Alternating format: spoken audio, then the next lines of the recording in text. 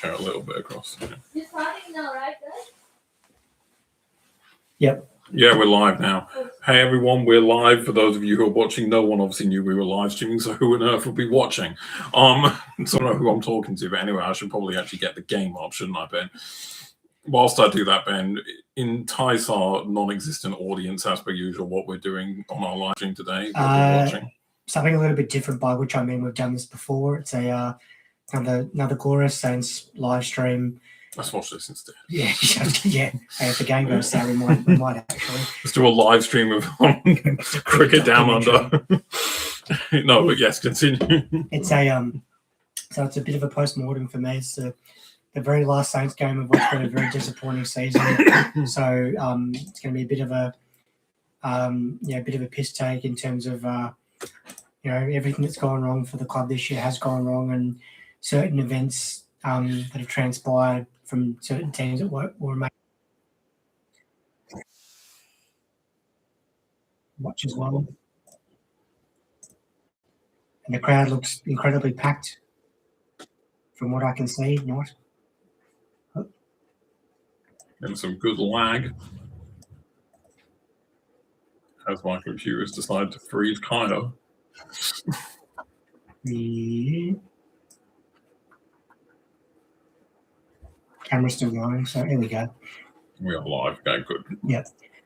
So yeah, that's why we're here. I mean, I'm not at the game, obviously, and happy to join you. And I mean, obviously a little bit about what's happened through our season through me. So why not? And there's Ben King, who's probably can't even get on the park for us. Who's that guy? Yeah, I know, the tall guy over there, which is actually going to be playing for Hawthorn next year. So it's his last game for Gold Coast tonight. And big shout out to Christian Petrarca, the master chef, who's not playing either.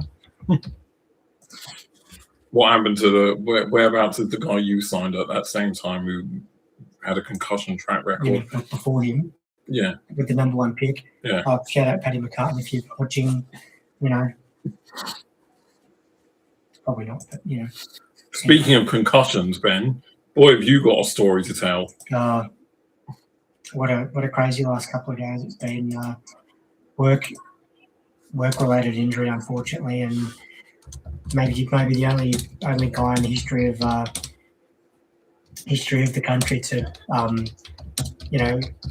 concuss himself, hitting his head on a desk shelf. So yeah, not fun. I did have a CT scan today to confirm there actually is brain activity, which is good. So, but looking forward to this game tonight for sure. Yeah, which I will definitely bring back up momentarily.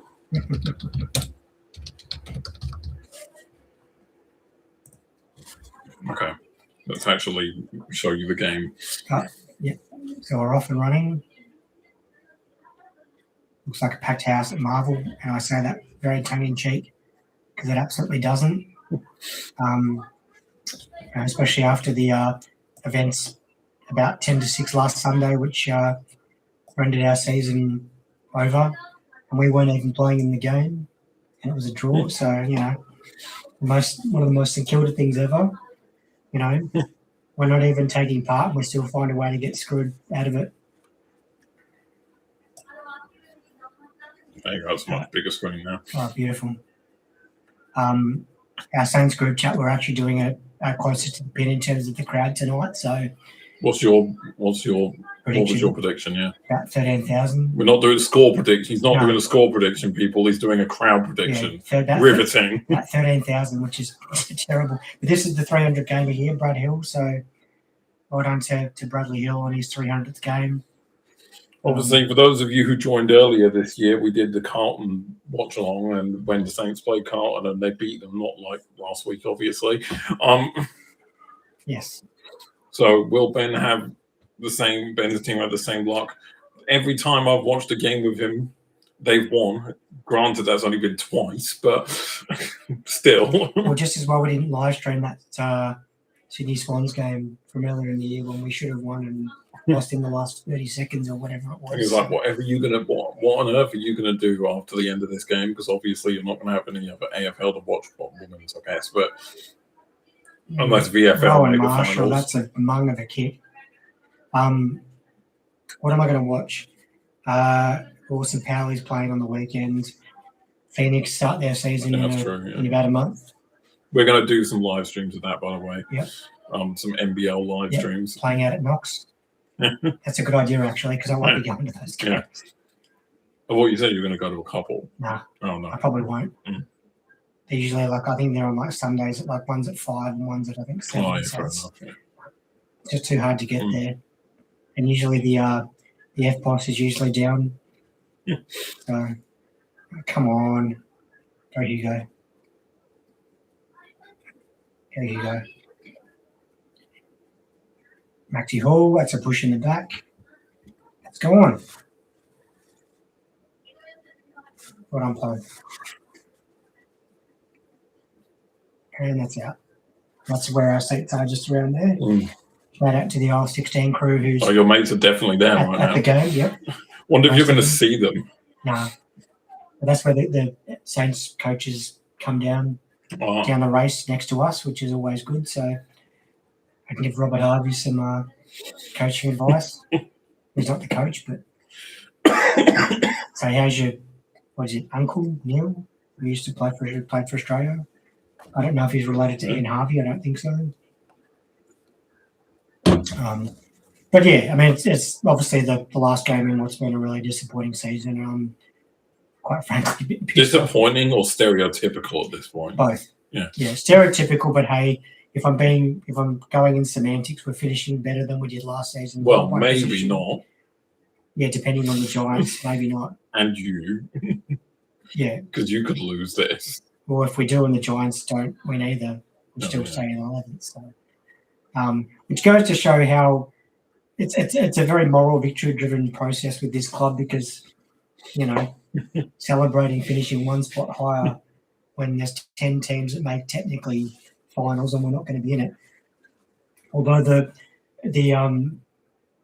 I'm certainly one of those people that's pushing very hard given what's happened with Sydney this week for Sydney to be kicked out and us to take their spot, which would be the most St Kilda thing in the history of football, Well, the most St Kilda thing in the history of football, going on what you've always told me about your club, would be Sydney get kicked out, you get their spot, and then they decide you don't get it and give it to someone else again instead. Mm-hmm. That would be GWS. Or Sydney get kicked out, you get their spot, and you get absolutely pumped in your first game and get knocked out anyway. Yeah, that's true. Bloody hell. Not to mention, with Sydney get kicked out, you take their spot, and there's parades in the streets of St Kilda based off nothing more than a simple technicality and nothing else. Yeah, default, exactly.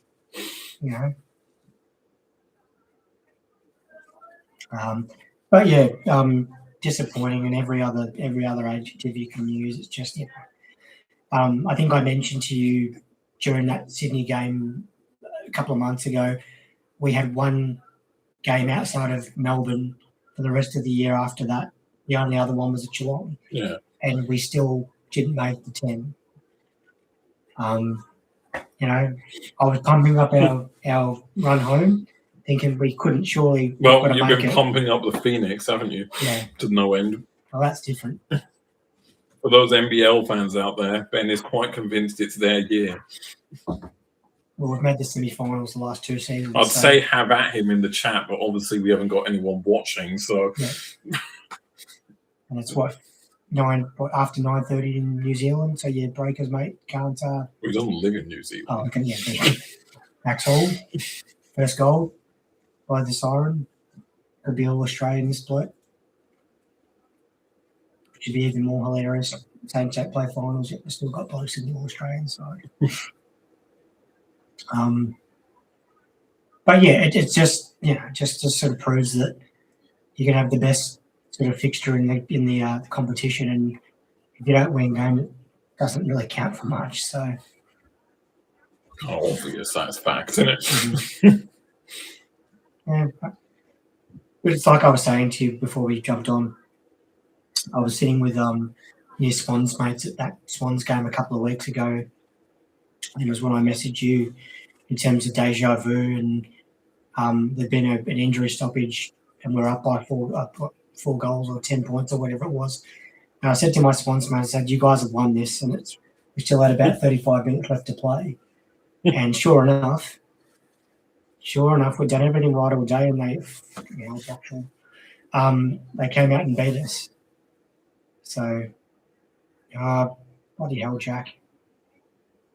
There he is, there's Ben King. Max's brother, which makes me even more angry because this bloke can get on the park and play really well, and his brother can't. So,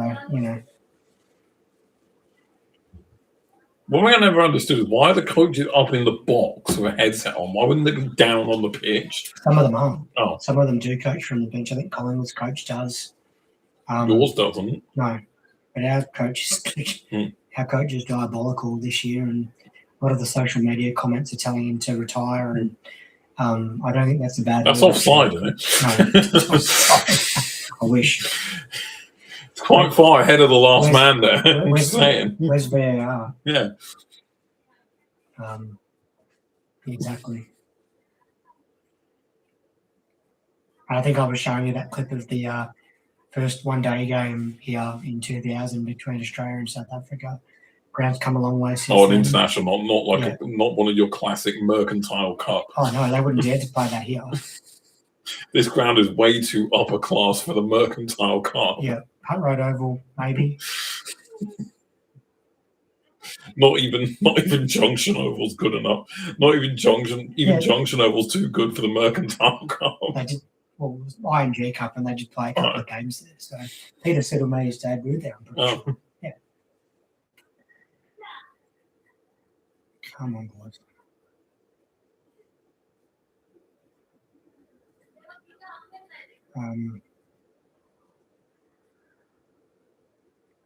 Fine, Hasty. Half. Well, it looks like the players are playing with a hot potato right now. Oh, The good way they're tackle. handling the ball. Beautiful. There we go. That's what I want to see. Liam O'Connell. Well, the Irish dude. Yep. Couple.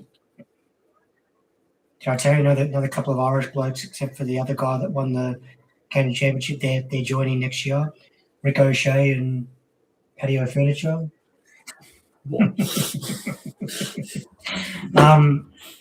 Yeah, this is what happens when I watch my team. I'm so disinterested. I've got to make really terrible jokes. Shout out to all our Irish subscribers out there, of which there's probably none.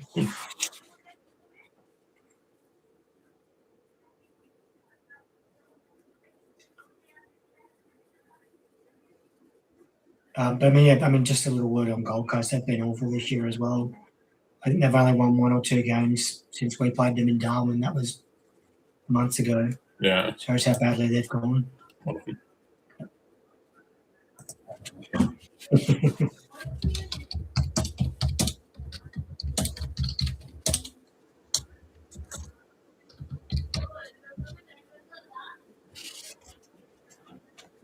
Kyron's just said, "What's on tonight?" Mm.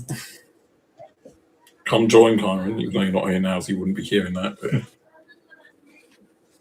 He's up. Okay, Tommy. Good tackle. There's the $1.7 million man there, Tom DeConing, ex-Carlton player. And just a word from me on Carlton. yeah, I was going to wait for you to get into this. I did put it in the title, in the description of this live stream, that you would be doing some piss taking. And yes, I shall.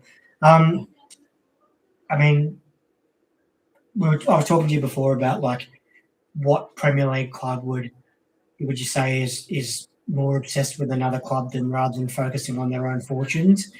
That's Carlton this year. I mean, they've been at St Kilda all year about the 2 blokes that went to St Kilda, including when Saints beat them and then Carlton sacked their coach, and now they're finally decent again. But the fact that they've been more obsessed with our fortunes and how apparently shit we are than their own team's fortunes says everything, really. As Liam Ryan kicks a goal. But it just makes me laugh. Maybe they're just bitter because I put all those wooden spoons in the ground at Princess Park all those years ago. That was you. My precious turd. Oh, Jesus.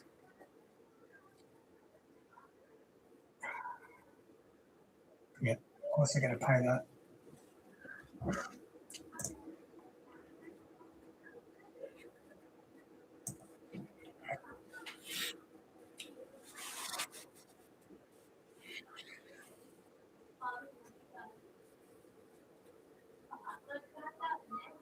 Could be worse. This game could be at Carrara.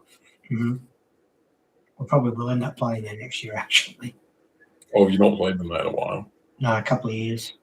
You played them away this season. In Darwin. I was in Darwin. That was the Darwin game, yeah. They hate playing there, apparently. So do Australia. Question is, if you play them in Carrara, are you going to go next year? No. I was going to say, so Australia hates playing in Darwin too, don't they? Oh, yeah. Oh, yeah. On that, what a perfect time to get into the Australia game. Although it'd be great if you waited for Kyron to join, then I'll get into it. Let's wait. What if he joins? If he joins, yeah. Kyron, hurry up and join. I might message him and say, "Come join the live stream so I can shit talk Australia's match, so I can talk gloriously about Australia's loss to Bangladesh." Yeah. This guy's a former Saint as well. Oh, is it? Ben Long, yep. And one of the Gold Coast midfielders, his dad played for Saints and played, I think, just under 100 games, so he couldn't join us under the father-son rule. He's one of Gold Coast's best ever players, or best players, I should say. What type of weird rule is that? Yeah. Got to play 100 games plus to be father-son. Yeah, Longy, that's the way. Good kick.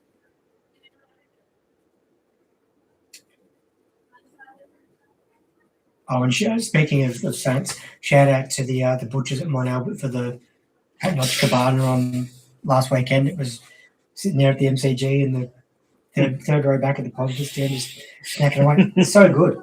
It was terrific. Yeah. You know, what was even better is we won by nearly 50 points. So, you know, so it might have to be like a weekly ritual or bi-weekly ritual like next season, I think. So, you know, Saints lost because I think you're going to have to pop in and get one before you go to the G for the second day of the Boxing Day test. Oh yeah, get a couple of them maybe. Yeah. You might need an esky or something because it might be pretty hot that day, but if they're open.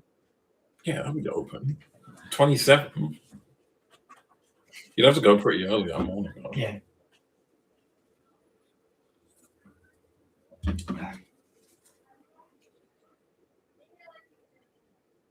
No, Hilly. Happy 300th, Hilly. 300 game for you. No, all up. Oh, He's played for Fremantle and Hawthorn.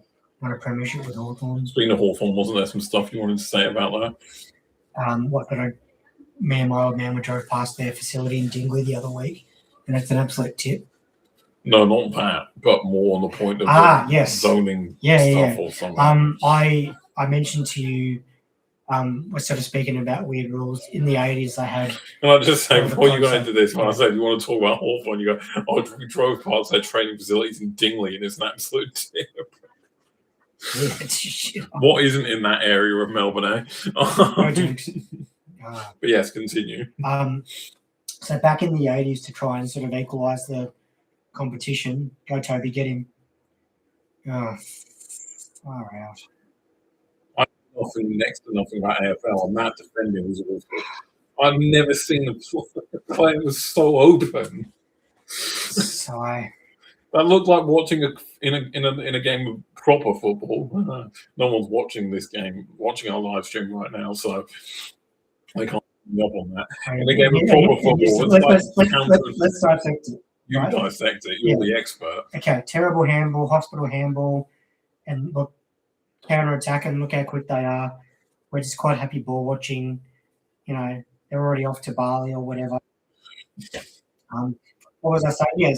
So back in the 80s, to try and, because it was only Victorian terms until like about 87. So someone came up with the grand idea of having like regional zones for each team.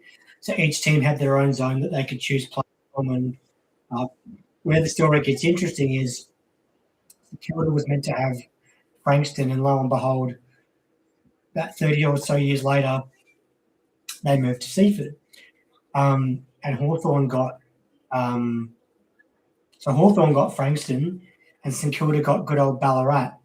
And they got Danny Frawley, rest in peace, and Tony Lockett from Ballarat, and that maybe a few others. Hawthorn got Lee Matthews and quite a lot of others, but where the story really gets interesting is Hawthorn won about they won a shit ton of flags in the 80s and beyond. And how many have we won since then?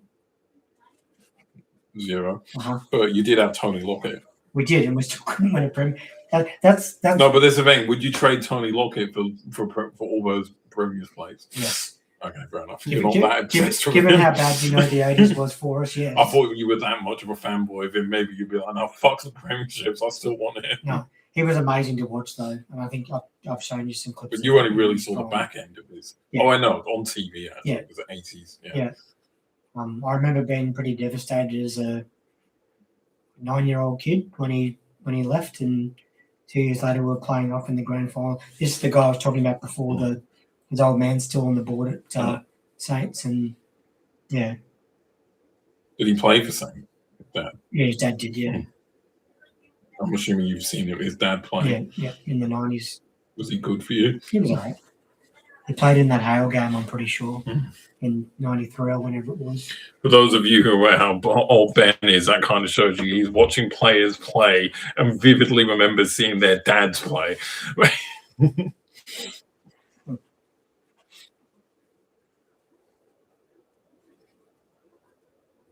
I mean, well, but way to say how long Ben's been watching Saints play is he's been to Moorabbin Oval to watch them play in the AFL on a couple of occasions. Yeah, went to the last ever game in 1992. Yeah, against Fitzroy. Which you lost, right? No, we won. Oh, you won, huh? Yeah, and then the crowd invaded the pitch and started stealing the turf and all that. So, yeah, but yeah, so that's basically the zoning in a nutshell, and just proves like how stuffed the system was. And don't even get me started on the magic of free agency, which was designed to help the teams like us and the lower teams.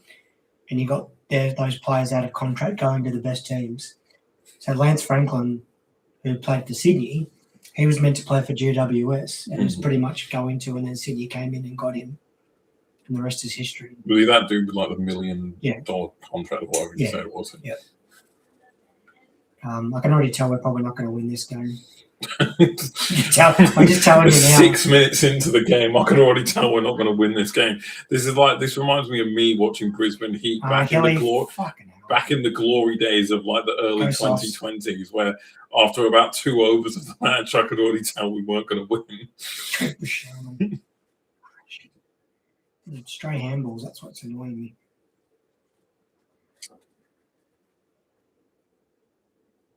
This is like how you are with Renegades every season. The first couple of minutes of this game, oh yeah, really confident. Then afterwards, no. It's like the Renegades. First couple of games, confident. After about round 3 or 4, that's it. You're done. Yep. Well, we're not going to chase this down. Grab Burnsy. Good kick, Burnsy. Here we go. There's a goal. Assuming that's not Nathan or Jacob Burns. No, Ryan Burns.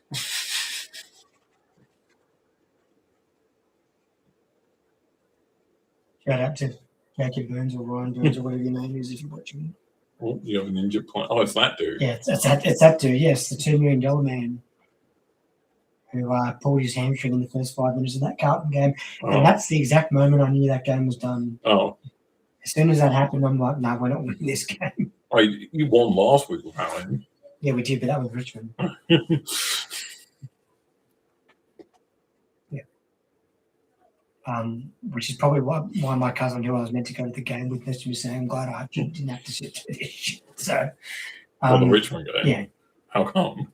Because he didn't want to see Richmond get smacked. Was he a Richmond fan? Yeah. I thought he was a Saints fan. No, he sort of is, but because my granddad, their grandfather as well, he was Saints. So. Oh, but he's more of a Richmond fan. Yeah, his dad's Richmond, my uncle. Shout out, Pete, if you're watching. Like and subscribe. So if he doesn't like watching Richmond lose, and I'm guessing he doesn't watch many games most season. Can't blame him, really. Yep, there's Ben King. And look, capacity crowd, so they've shut off the whole, like most of level 3 as well. So, it just shows how much of a blockbuster this game is. Oh, far out. Obviously, this is a ground you won't be going to for at least another year or just under a year. As Saints sink further into the mire.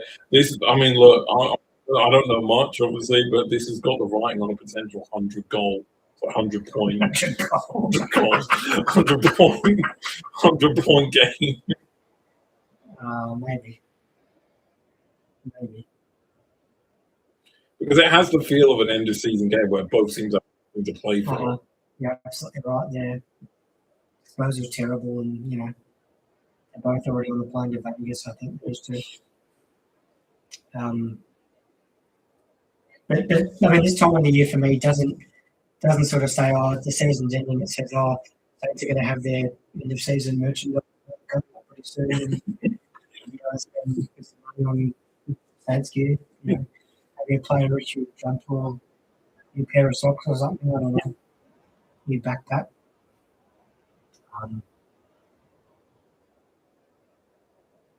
And we've got to remember, right, speaking of Renegades, they won't be playing here. That's what I was saying. Like, it's going to be just under a year next time you're in this ground, unless you go there for a women's game.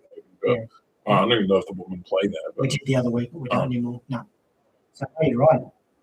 You're absolutely right. I won't be there for a while. It's going to be weird. I mean, it's not going to be being used. If Renegades aren't using it, no one's going to use it. How funny would it be, though, if we're playing at the MCG or Junction, I go to Marvel to understand. And I'm Renegades gear. That'd be hilarious, like after work or something. But that obviously means you don't have to buy a Renegades membership. That's correct. Because you've got your MCC to cover you for that. Yep. That's except for that one game at the Junction, but I thought you said you're just going to pay for that one as well. Yeah, I will. Yeah, that's convenient. Right. But your first game of the season is obviously in India, right? I'm not going to that. But it is, right? Because you're playing Scorchers in like, Chennai. Is it Chennai? I think it's Chennai. Yeah. I'm different. Yeah. Which is just like another indication that the Indian cricket board is just taking over the world of cricket. Oh, by the way. And again, from my standpoint, not knowing too much about the sport, the defending. I didn't actually see it, so let's see where the turnover was. From my understanding, it's just the space. All right, let's see. It just looks too easy for them. Let's have a look. And yeah, this was glorious, by the way. No, that's a shocking. I mean, Cal Wilkie's like one of our best players, and I mean, you can't fault him for that. He's added Rupert says he's the captain. There's co-captains, and he doesn't take the job on full time. And this is what pisses me off more. This guy's he's had a good season, and his brother, who's his twin brother, similar build, can't get on the park. 2 games, and they got into the game. 1. He played 3 quarters. Oh. And I think I told you I took a photo of him warming up for Prosperity. This is I knew that would happen.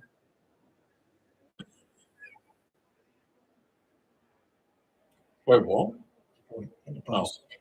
Didn't you say to me the other day that you were hoping that we would win this game? Well, you're getting your wish right now. And I'm so glad that we're having pasta for dinner because I'm going to get a large, I think, because I'm going to have to eat my feelings at halftime if this continues on. The creamiest pasta that they've got, I think. Get like a full mac and cheese. Yeah. Bacon bits. You bought Celsius. You should have bought some beer with you at this rate. No, I should have bought that low cut. No. Low carb beer. Shout out Wahid. That's about as weak as what your defense has been so far in this game. Yes, it is. Shout out Wahid. In case he watches this back, please let him know what you think of that piss. It's not really good. It's not good. Yeah, it's like low carb and low taste. Not even the taste was good. Because I couldn't really tell because I'm not a big beer drinker. It Come just on, tasted like any other beer to me. But I'm Yeah. guessing for you, it's just There we go. tasted. There he is, Hugo Garcia. I'm guessing for you, someone who sounds like you probably should be playing in the A League in Melbourne City. But yeah, Son of Richard Garcia.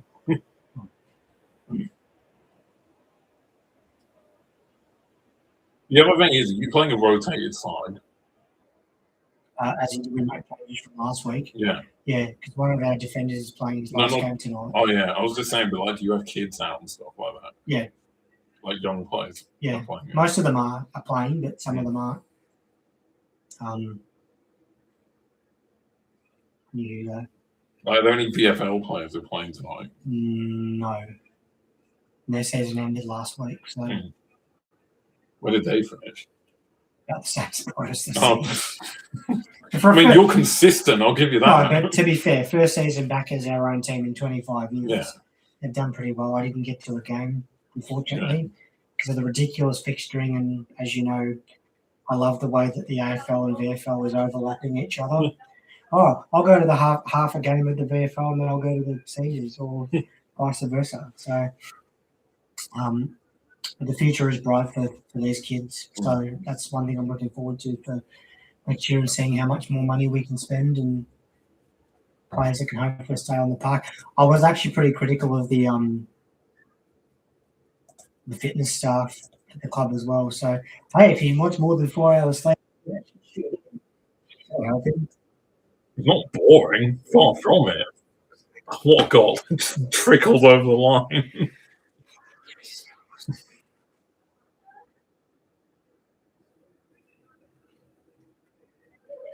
I mean, look, it's seriously got 100 on the cards because it's not even the end of the first quarter and they're already at 40.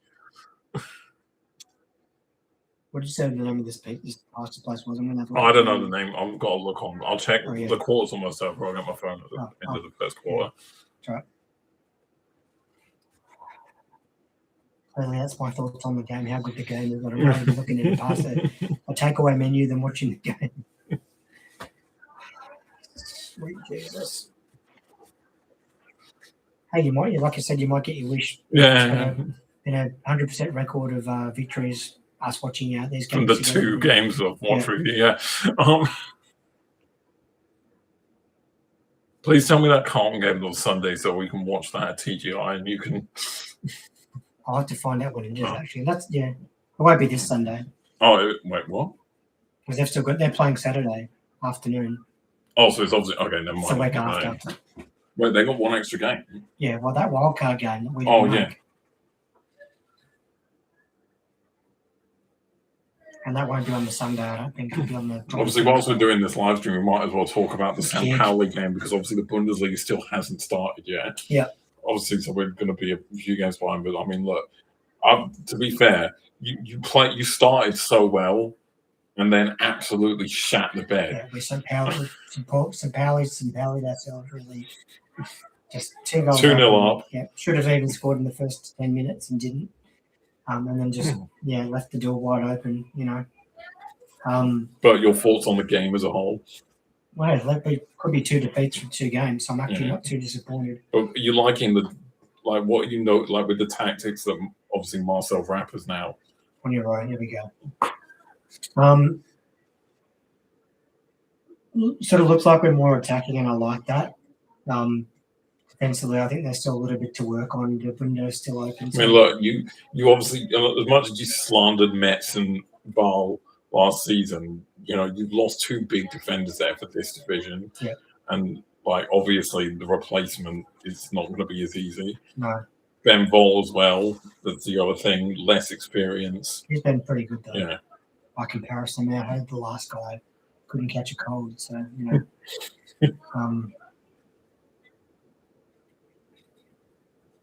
But and like I said, when we chatted with Steve last week in our Bundesliga preview, and I'm not too sort of concerned for now. Still early days. Yeah, still early days, exactly. Yeah, I think you're starting to see, though, like what I was saying. Like, I don't think it's just a given that you're going to go straight back up. No, if we work hard, then we've got a chance. But yeah, because I'm not exactly looking at you in this division right now as one of the favourites to go up. No, there are teams in this division who, yes, in the early stage of the first two games, have looked pretty good. Heidenheim for one. Heidenheim, yeah. Sport got a win on the weekend. Yeah. We'll be right. Nice work, Jack. There's one of the Carlton blokes. Also, some more note on the Bundesliga side, I'll just Yeah, say some transfer news that has come out. Nicholas Füllkrug has gone back to Bremen. I saw that. That's massive for them. They need a striker. That is massive. The only thing is his fitness issues. That's the only thing. He has not had a good run of fitness at West Ham. No. A couple of seasons, just really bad luck with fitness. Didn't really find himself in the Premier League at all. Yes, obviously a much more physically demanding and tougher league, but for Bremen's sake, if he can stay fit most of the season, then it's going to be big for them because then they were well short in that department last season. But anyway, as you were saying. Oh, I completely forgot what I was saying. Oh, yeah, the ex-Carlton guy, and I was just going to talk again about Carlton being completely obsessed with us rather than focusing on their own team. Just goes to show some of their supporters have completely brain dead. It just baffles me. It really does. And I'm not talking just about like the last month. I'm the whole off season, last season, and the whole season would be extreme. Just baffles me. Anyway. Can't see if the Gold Coast to end the quarter with another Agreed. couple of points. Agreed.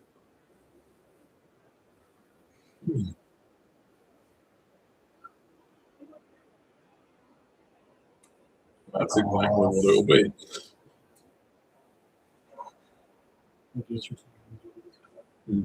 So they don't need the chef. That's the thing. Makes it even worse.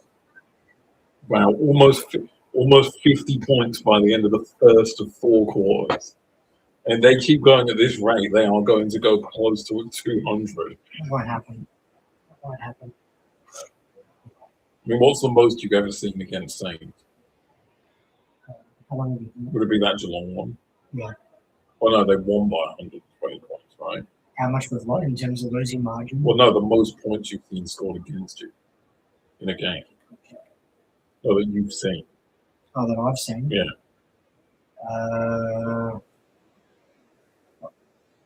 Probably 150.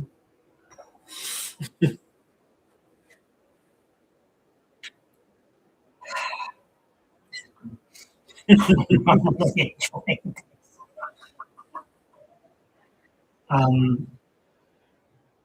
Yeah. But yeah, I mean, overall, it's been a pretty disappointing season, to say the least. I mean, I had pretty high hopes going to the MCG for the night of the Grand Prix, and saying to him, we're pretty confident we're going to win tonight, and we didn't. And we played Melbourne at the same ground a week later, and we didn't. Yeah. I'm gonna get my phone. Yeah.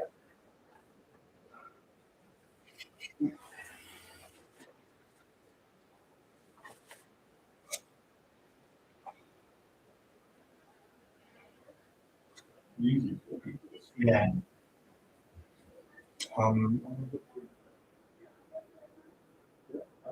Yeah. So.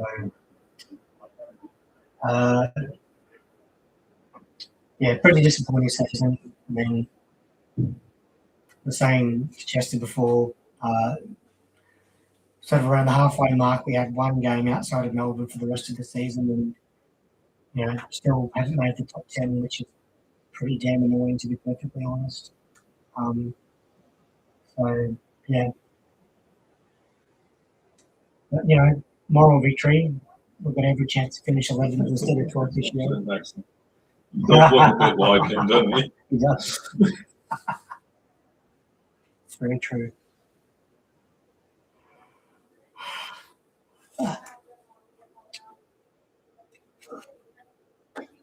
It's very disappointing season and massive off season for the club, and it's probably a good chance for me to sort of get a few things off my chest. The fitness team need to go first and foremost. I mean, we've had that many ridiculous injuries and soft tissue injuries.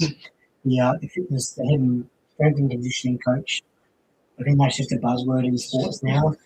Do they really exist? I don't think so. I just want to. I love how you're dressed in an apartment, like you're out in the middle of like winter at a game. Beanie on, thick coat on. That's brilliant. It's not that big. It's just, Okay, bro. yeah. Support the team. Yeah. So very supporting. Support the team, live the dream. I'm not in the case to think about it. Yeah. Unless you like crush dreams. Which in this case, you know. You like your dreams like you like your lemons in Bruce juice, crushed.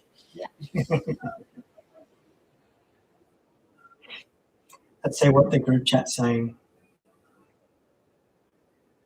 That was so poor. Noble gonna kill us again, nothing sure. It's been a heap of rubbish so far, slipping over.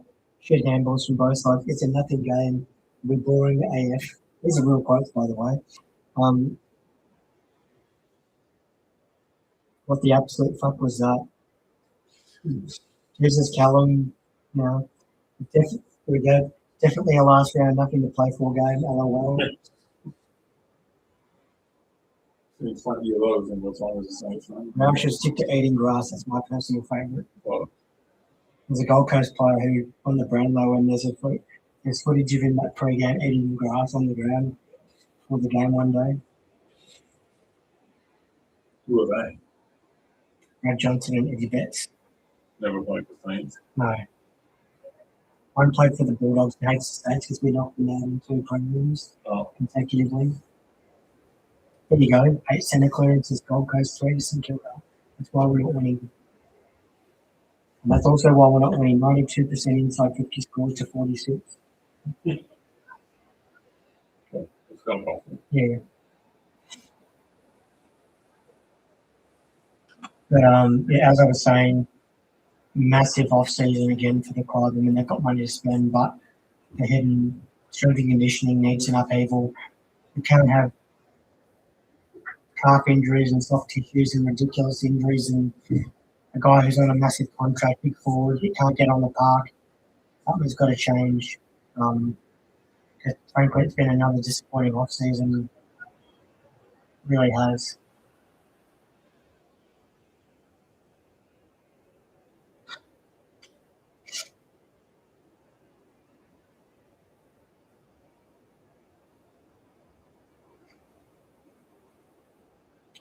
Brad Hill, this game, congratulations.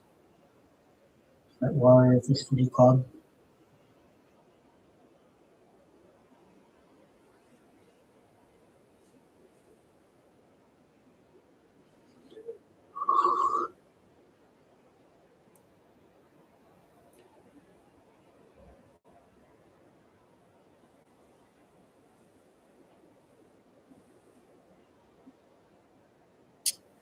As Gold Coast get to get another mark inside 50.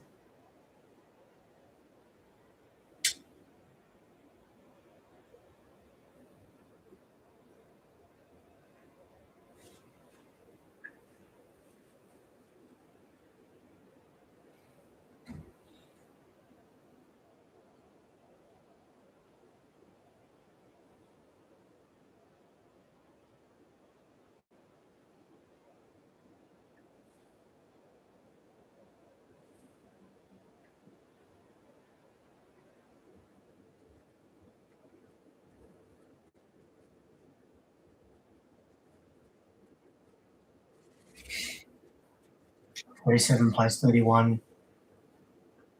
Don't seem to get a move on here.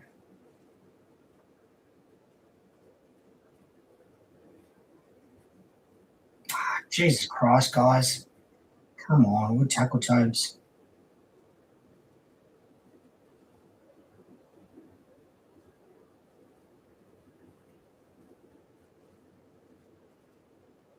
Free kick.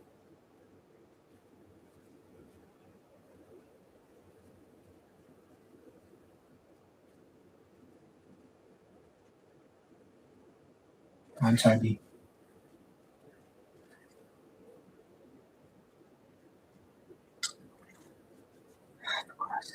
Come on, Ryan. Hasn't got the ball.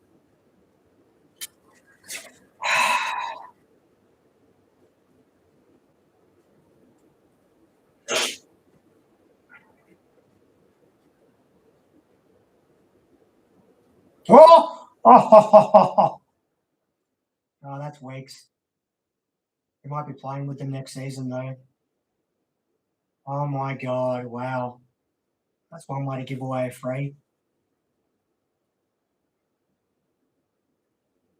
When Jesse gets back, oh, Mitch, come on.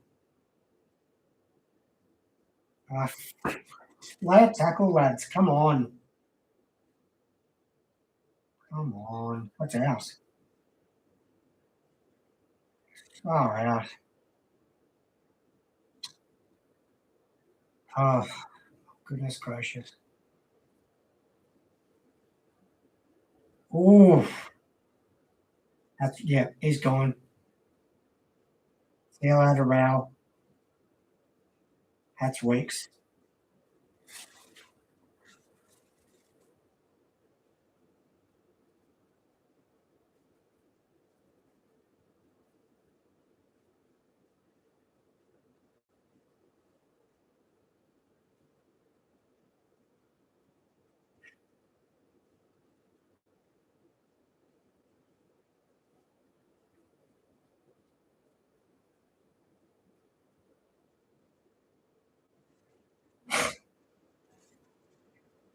Stop kicking it to him when he's got two blokes on him. I say that every week. Come on.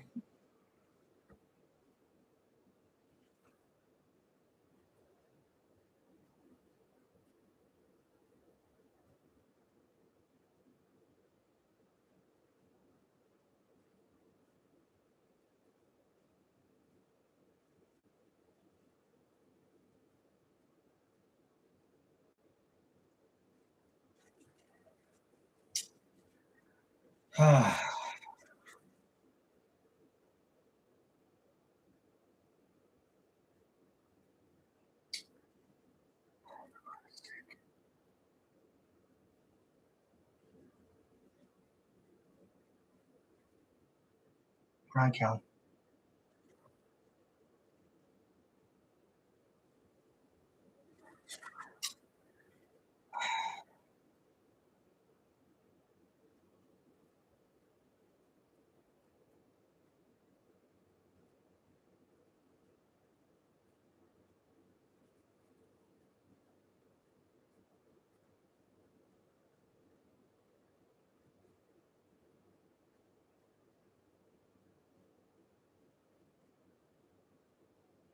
Oh, flying.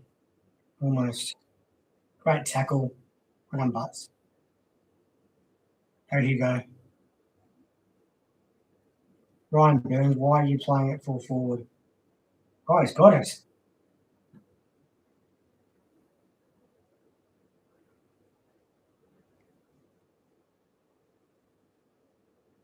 Oh, flying. That's a ridiculous attempt.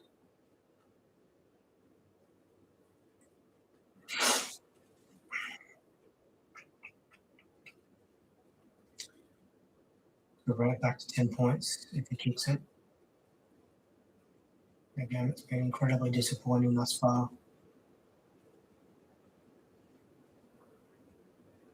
Got it.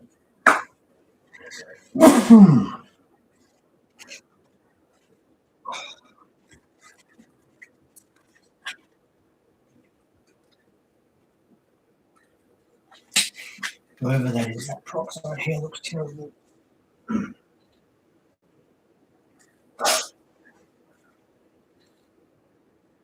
Oh.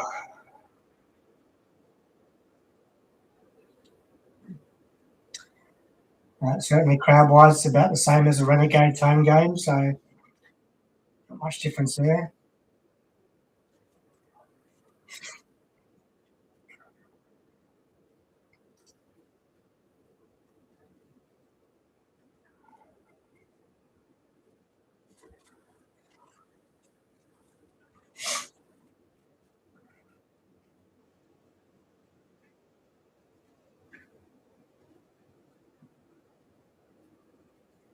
Cal Wilkie, look at Gibraltar. You count and call him what you like, absolute ripper. Saves our bacon once again. That's a shocking kick, though. Far out. Not again.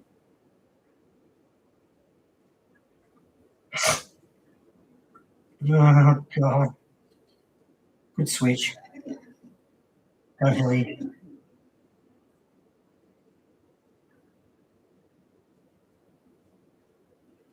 Oh, TDK, come on. My butt's mucking around with it. Cheeto, what are you doing? Max Hall. Thank you very no. Ah, damn it. 9 points the margin now, but unless we're getting more of it inside 50.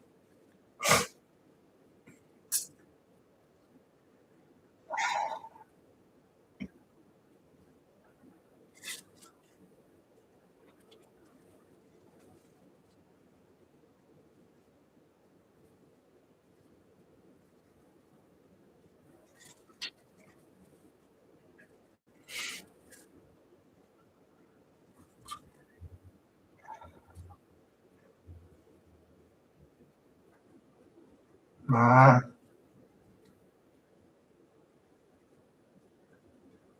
Go Maxi.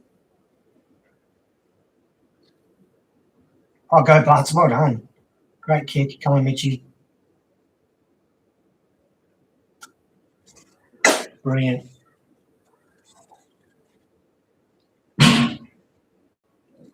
Back to a 3-point margin.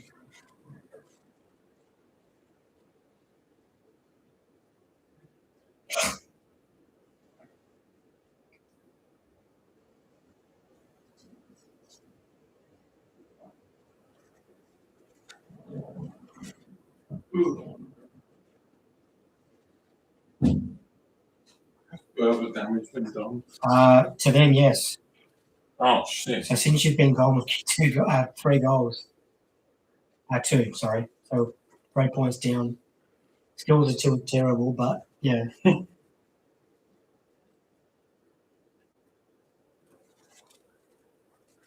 Oh, and the guy we were talking about before just hit one of our players, so I think he's going to be having an extended holiday. Oh. Hopefully. Another injury. The funniest thing, he hit one of our guys, so he might be suspended. Oh. But we're apparently looking at bringing him in next season. So how funny would that be if he hits one of our guys? Gets suspended and he misses the first couple of games. For us, yeah. Yeah, that would be such a Saints thing, really, wouldn't it? It would be. That's totally.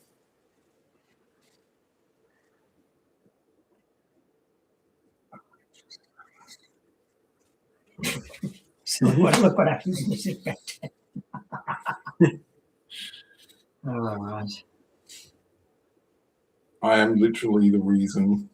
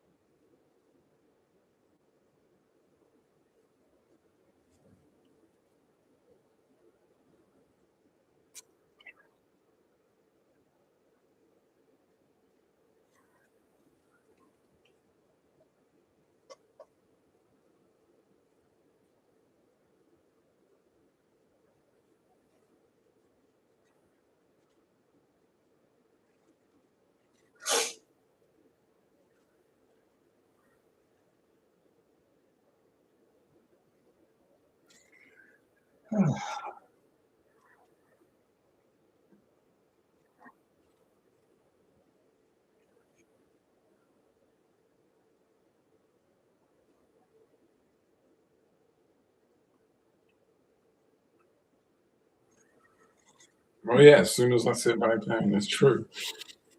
Go Maxi home. Come on.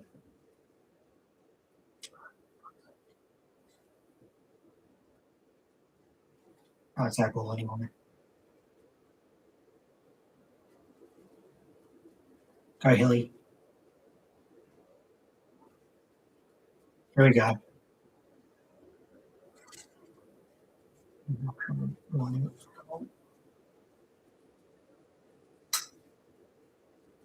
And if he misses this, I'm going to have a look at that menu because I'm focus on something good. Got Jay Hill on your classic mac and cheese. Mm-hmm. Oh, Huey Dockshaw. He's kicked that. Come on, get in. Back to 3 points. What's the name of the place? Eto Passable. Oh, I like Edo. There's Paddy Ryder. Played for us as well. What retired now. Yeah. And he was the bloke that tapped it to that port card at Belgium with like 10 seconds. So if you're feeling like your mac and cheese, what do you want? Do you want there's a classic mac and cheese or a free cheese? Well, there's 4 cheeses and a classic mac and cheese. They've also got many more things. Oh, you're looking at the menu. Yeah.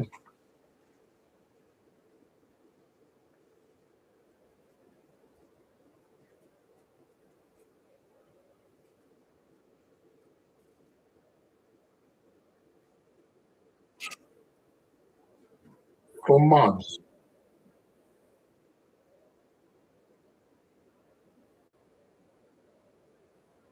Oh, come on.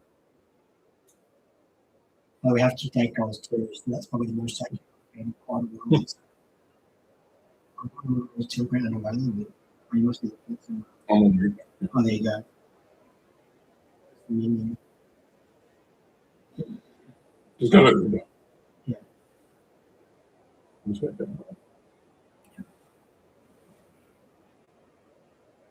Ah, Jesus.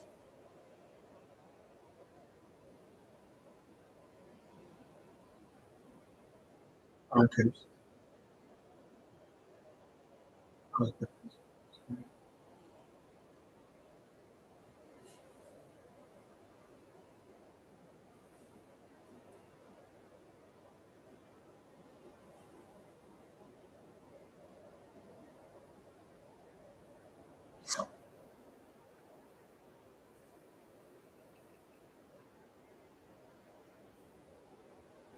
Selected owners.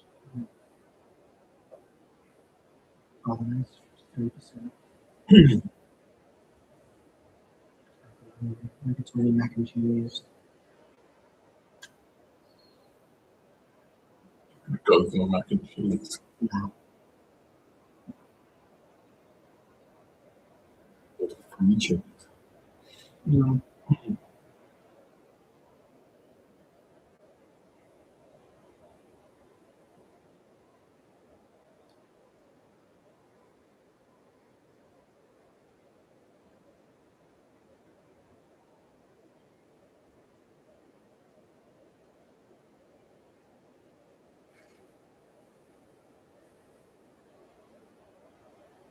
Time to come. Goodbye.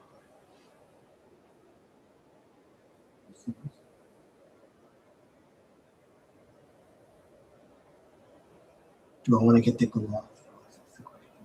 It's quite big. Like even without that. It's up to you. How hungry are you? You haven't get the one.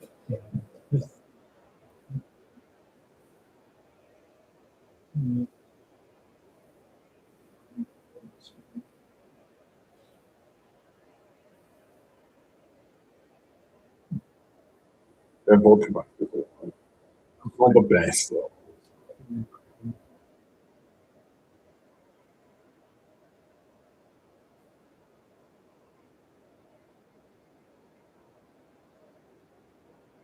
No one showing it. Yeah, oh yeah, no, yeah. So I love that. Yeah.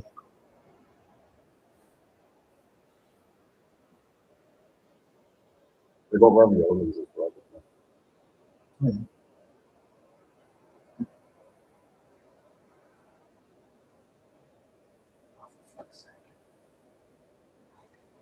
I didn't even see it.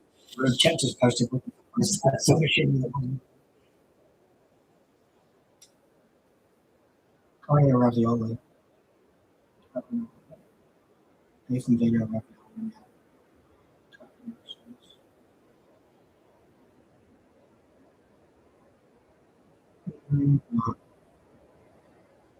I'll get a glove, whatever it's called. Oh my god. Oh, that was the replay. Yeah. I didn't even see it. Where you going?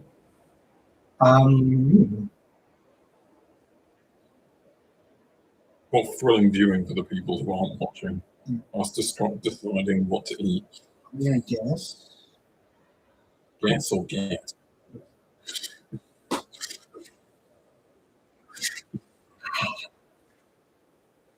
But yes, what are you going to get?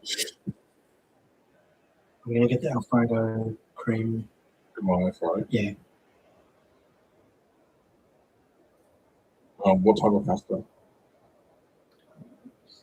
You have ravioli. Rigatoni.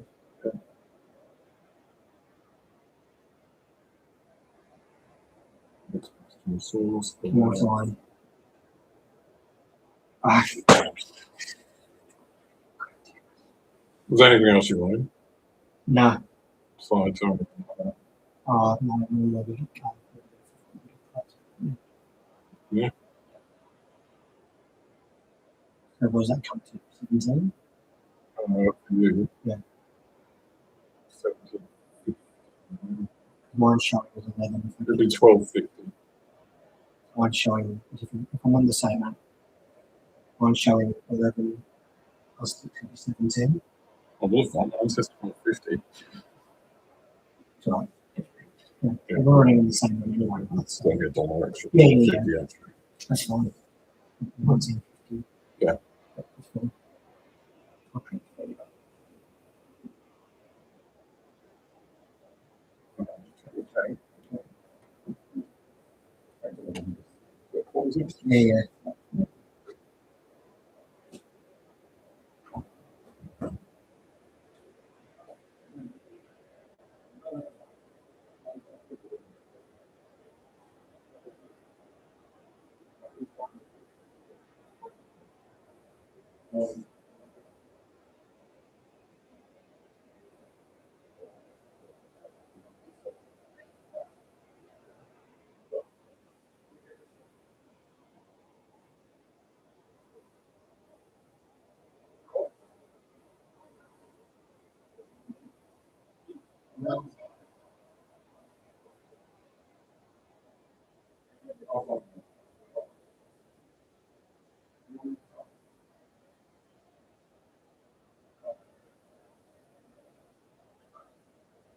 On.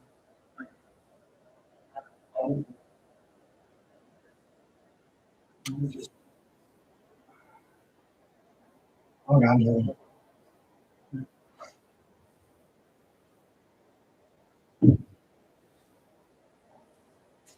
I can leave the door open. Yeah.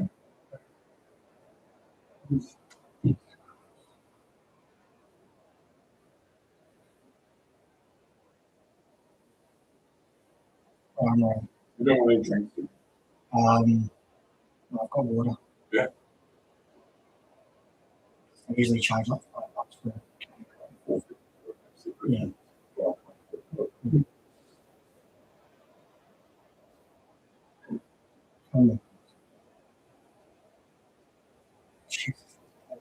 Let me chew.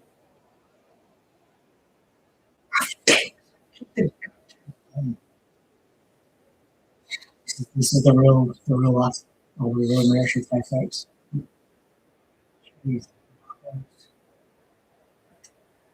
The culmination of an entire season is coming to, it's all coming out now. Oh my god, that's terrible. Yeah. That's how would two do it? How would two do it? I had to send me the $1. Yeah. Yeah.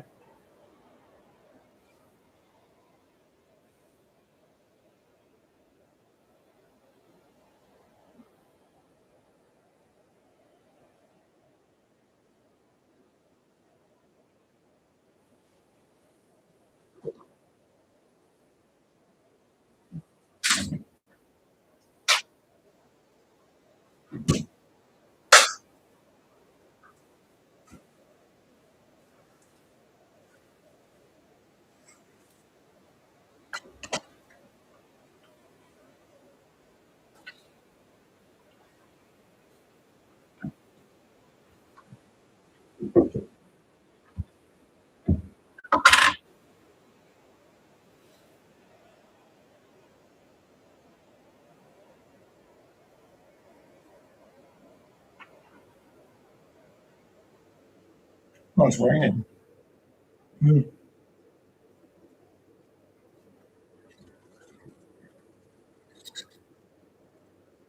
I'm done. Yeah. Now back to the game.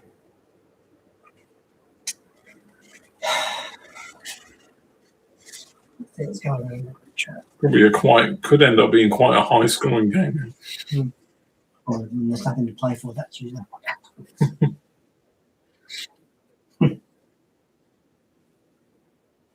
Enable members in our section, not enough people blocking the breeze coming in. That's cool. I believe it's a rain delay update on the cricket, everyone. It's a rain delay, apparently. Yep. So who better to watch than two teams with nothing to play for?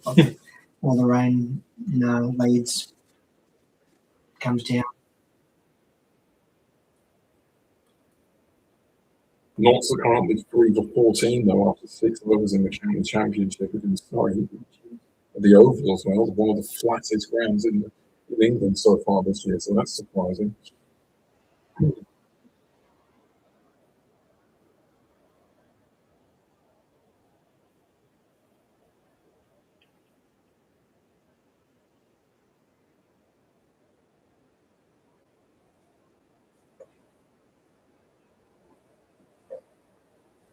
Someone's saying this was great, the game next, which is probably.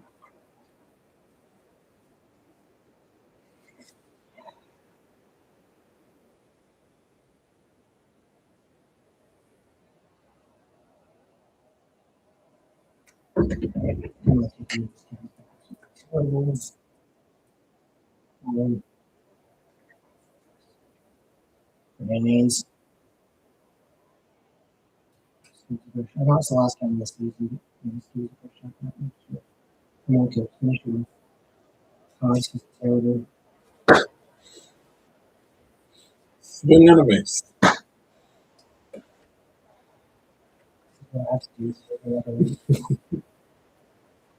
I'm so glad we're able to do this.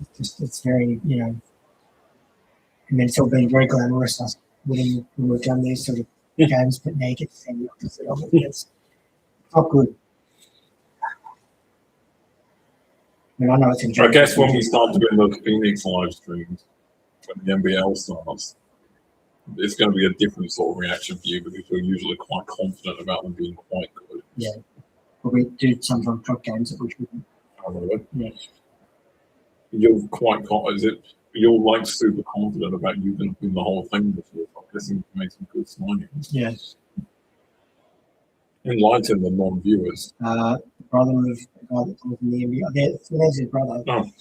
There you go. So that's how they look. So he's on the park and the other one's not. Just,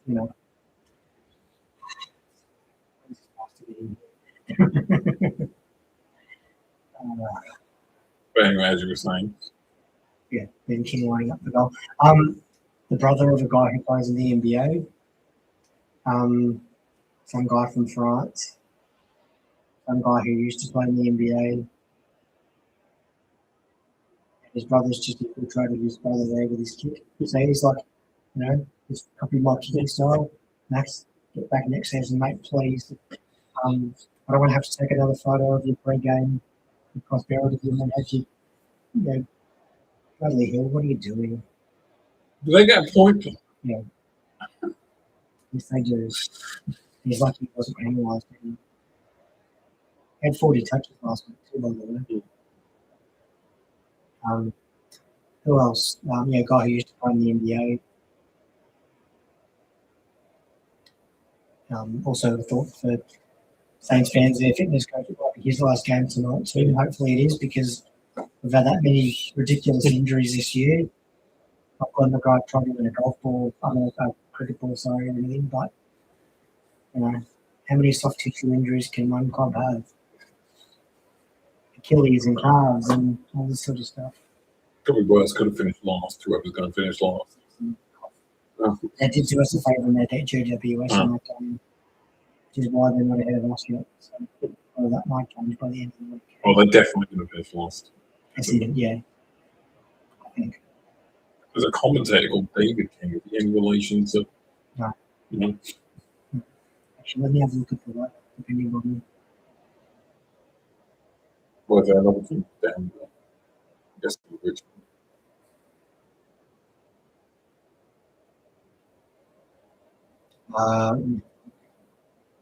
What do you go? There we go. Run.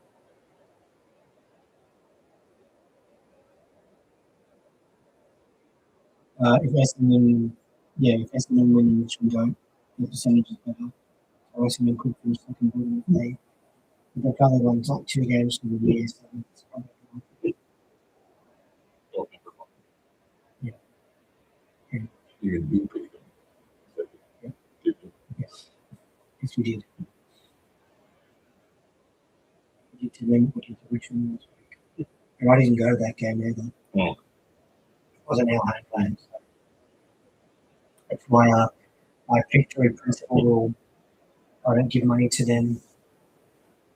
You don't like Essendon I don't give either. just why I don't give money to Carlton. You don't like Essendon either. No. It's also why I didn't give money to Carlton this year. And Collingwood. Yeah, home game or Collingwood. Did you say Collingwood on in finals? Yeah, no, they are. Oh, they are. Which makes it even worse. So in Melbourne, we beat twice last year. I don't even know what the score is.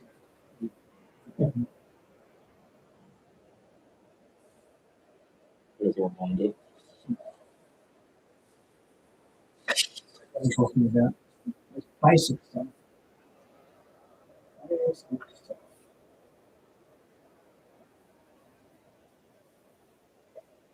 Where is this coming from? Eto Pasta.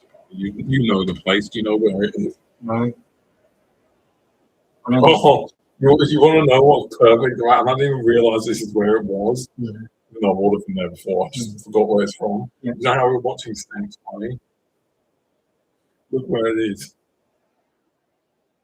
It's in Moorabbin. Yeah. It's going to take ages to get here. Yeah, I know. Yeah. But no, my point is, like, we're watching Saints Yeah. playing. The place we're ordering from is in Moorabbin. Haven't they got one local? No. And you've ordered from them before? Yeah. Okay. And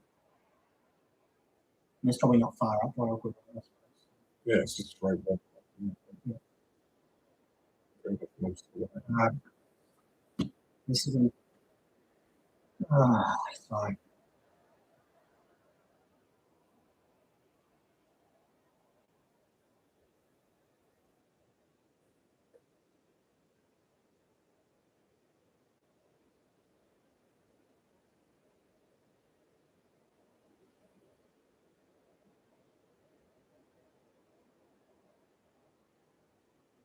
Oh my goodness.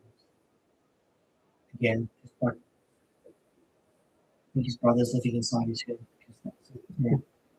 The max kick. Wouldn't a Max kick be pulling his hamstring or something midway through the kick? I haven't been paying attention. No. Yes. The only players you hate on the Gold Coast team. Not really. I don't know what the times. Where did these two play? He played at the Bulldogs. He hates it. Who? We beat Brad Johnson with them in the 09 team. Oh, you were playing them. Where did he actually beat you? Yeah. Well, like, his comedy just buys, basically. Yeah.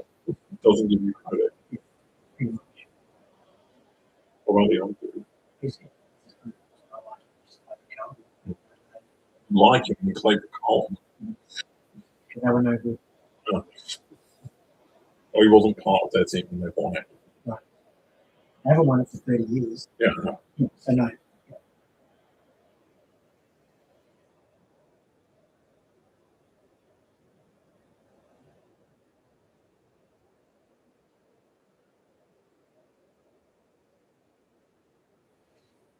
When did Essendon last win it? 2000. They had a really good team that year. Mm. And they lost like one game for the year.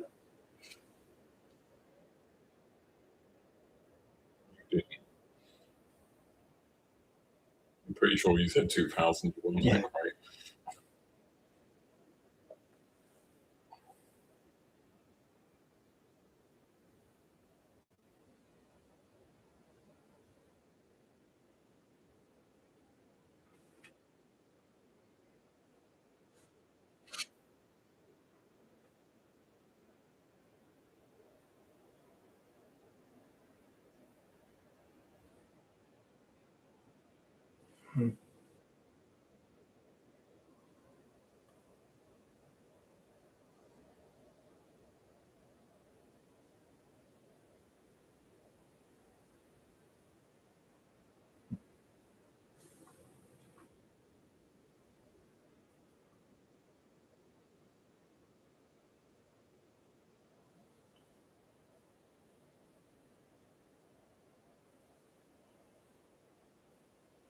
He's not far from the right next to Costco. Mm-hmm.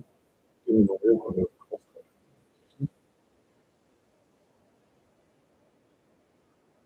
Costco. Dingley, yeah, probably not. They moved the one out to Deer Park as well, didn't they? So they're basically trying to move Costco into the shittest suburbs. That's where our new office is going to be. What? Where Costco was. Oh, in Port Melbourne. Yeah, like West Melbourne. It's even quicker for you to get to Right. when they move. I don't think it's going to be free. Before you went Deer Park for a second. They move it there, you quit. A slower scoring second quarter, it has to be said, but 100 points is still on it. I might have a chance of winning. I'm used to playing in these menus. I can still remember last year we played the Giants in Sydney and one of our guys kicked 5 goals. And we still weren't going to play. In your last game of the Yeah, season. we still weren't going to play for. We didn't win. A what? Yeah.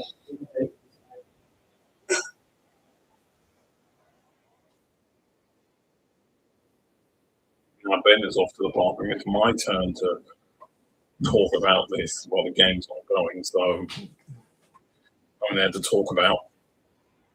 I'll talk about the ads instead because I'm riveting for those of you who are watching this back. Some good ads, some good deals at Harvey Norman, but it's only 5 days, so make sure you get on that. Harvey Norman, don't forget to sponsor us if you're watching this. Okay, now it's showing some highlights of this. Yeah, there's some stuff going on. I would compare it to like football. That's like a pass back, and the keeper's like stepped out and it's gone beyond him, and the player's just running in ahead of the keeper to tap into an open goal, kind of like a Robbie Cornquite special.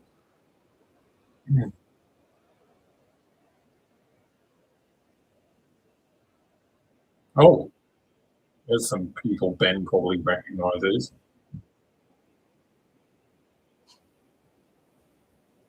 There's some people doing the punditry at halftime that you probably recognize, Ben. When it cuts back to them, you'll see. Oh, there's the guys right there. I wonder if they'll show them back in. Not sure.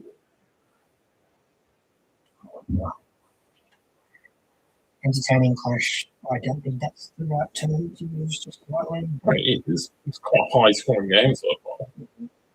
Yep. Yeah, so this is what I'm talking about, just they're moving it better than we are through the middle.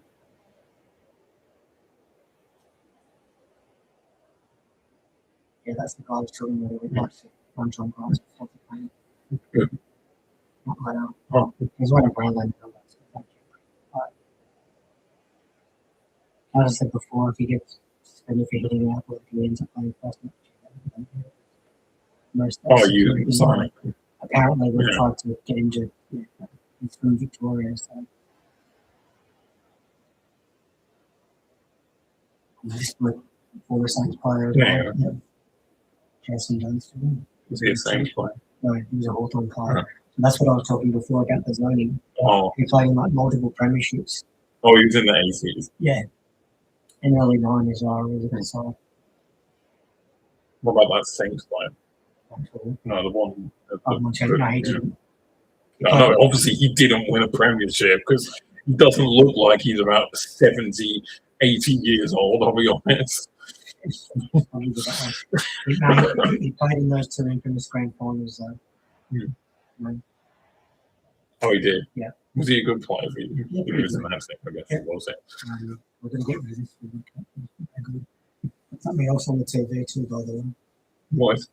That's what they use for replays of the Oh, highlights and stuff. You know, what else is in Grand Designs or something? You know? I love how this guy's name is Brad Hill, not Brad Hall. Mm. With one letter different. I used to play with basketball with a guy called Brad. You know, this ridiculous. What? Just namesake. Yeah, absolutely Did you ridiculous. remind him of, Totally ridiculous. or was that when Brad Hall was actually you didn't mind it? Brad Hill is a terrific player. No, I'm talking about Brad Hall. I'm like, No, you liked him when he played for you before. no, this guy. No, I'm talking about Brad Hall. He's great. Like the guy that I played basketball with at the gym. No, the dude who duck punched one of your players in. Oh, not now. Oh, Oh, Barry Hall. oh, Barry Hall. Fuck. Shit. Never mind. Never mind. No, I can't. Yeah, I can't stand him. He's a big unbelievable how that was actually able to. But, you know, they wanted Sydney to break their premiership, 70-year premiership. When you at that game? I was. Yeah, when he did that. I was. And you said you could see it clearly from like. Not clearly because I Oh. jumped out of the ground. Yeah, once I saw it, I was outraged. So outraged that I went to Macca's after the game. The Penn Highway and ordered about $20 worth of burgers. The piano, where the hell was the piano? No, it was at MCG. Oh. When I was living in Cheltenham. I was still living in Cheltenham at the time. Oh. And you know, my grandfather drove me, and But what year was it again? 2005. Oh. I was maybe stuck at Macca's on the Penn Highway in West South, and like I said, joined up. Who was the player who punched? Matt Maguire. Oh, never heard of him. Shout out Matt Maguire if you're watching. Nice mates.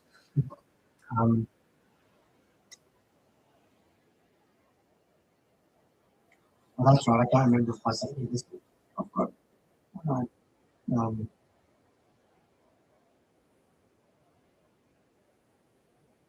Where was it? Oh, here we go. The one AFL player that could have been anything, and of course I picked Jason Holmes. Who? With that American basketball guy that Oh. played like 2 games for us like 10 years ago. And you said crap. He had a crack. Was he any good in the NBA? He didn't play NBA. Oh, what? Oh. College basketball. Well, that means he's really good because How many jumpers did they my mate Tom always tells me that like the college basketballs are arguably better than the NBA players. Some of them. Yeah, pretty good. Because he always used to say that like college basketballs are the highest standard Hmm. than the NBA. Oh, who's this dude? Just some journalists. Oh, he's not. Did she ever play Wimbledon? But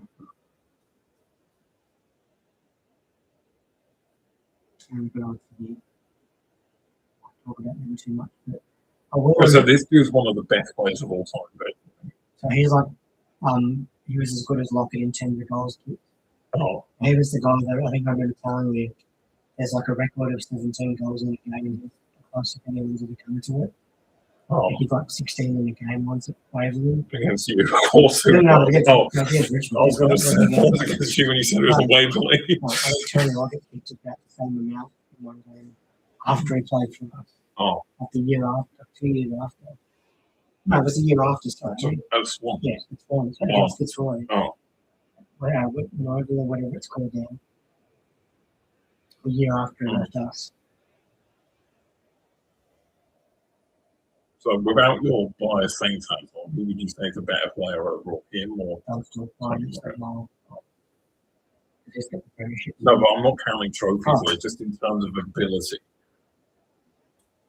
I'd say Lockett because he was more interesting to watch. All those fights and stuff. And it's like, I'm not like Fraser Garrett, I'm not getting the ball over his head under him. You know? I don't know why they thought going to the appeals board was worth it because you were always going to get Wow. You got 3 weeks for hitting this guy. Who? And, yeah, the Oh. Melbourne guy. Oh. Yeah. And they tried to overturn it because they're about to play finals, and thank God that who also have been beaten by Saints twice this year. Just saying. Well, you disagree that bit. No. No, I agree. Oh. Because you can't do that. Oh. You know. Melbourne versus Bulldogs on Saturday. Which Bulldogs are going to turn up, the ones that might actually win, or the ones that couldn't beat Carlton to help us? Although right now our season's dead anyway at this point, so you know. Well, that's a long way. It was a shocking watch for me on Sunday. I was Well, watching that draw, just riding every bump, and odds on Carlton. Bulldogs Carlton. No. Yeah. I hate the fact that Carlton are now half decent again. I must say it's quite concerning, quite frustrating actually too.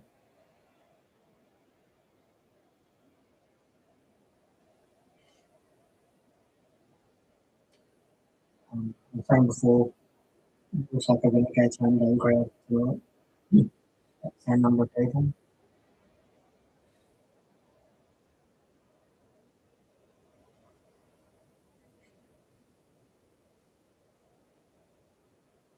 It is.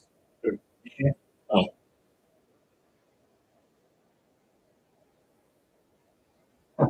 Wouldn't be a Saints quarter with that, because then they go in the final minute. And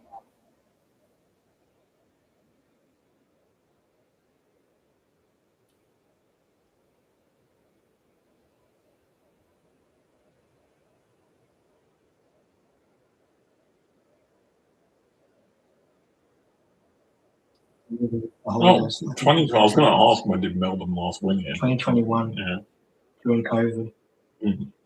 And one of their supporters got not thrown in jail, but close, because this is bar owner, and he went over to Perth during the restrictions. And he got busted because he was in the Melbourne rooms after their premiership win. Oh, Yeah, he got arrested. How hilarious is that? You know, imagine that. You're trying to keep a low profile. You go into the room celebrating. that's one hell of a beard. Yeah, Max Gordy is a good player.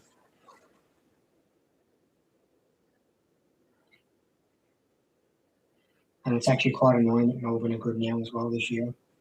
Good for the MCC though.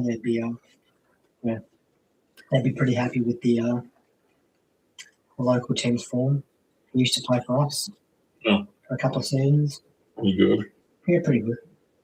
Could have been our coach, but we went with somebody else.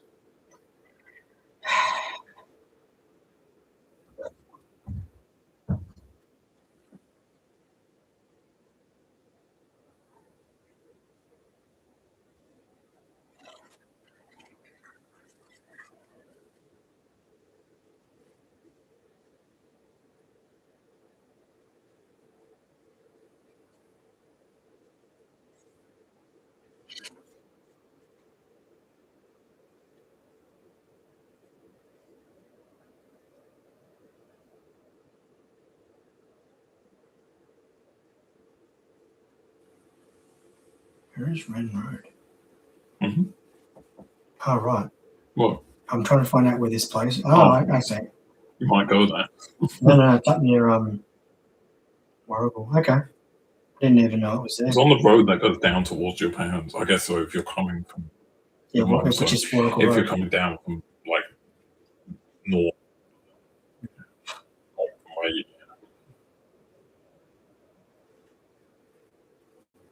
I thought that said Ninja Reserve. It doesn't say that. Dingley Bypass. Oh, okay. Dingley Bypass. So something about the name Dingley, and I was like, Dingley. Bloody Dingley.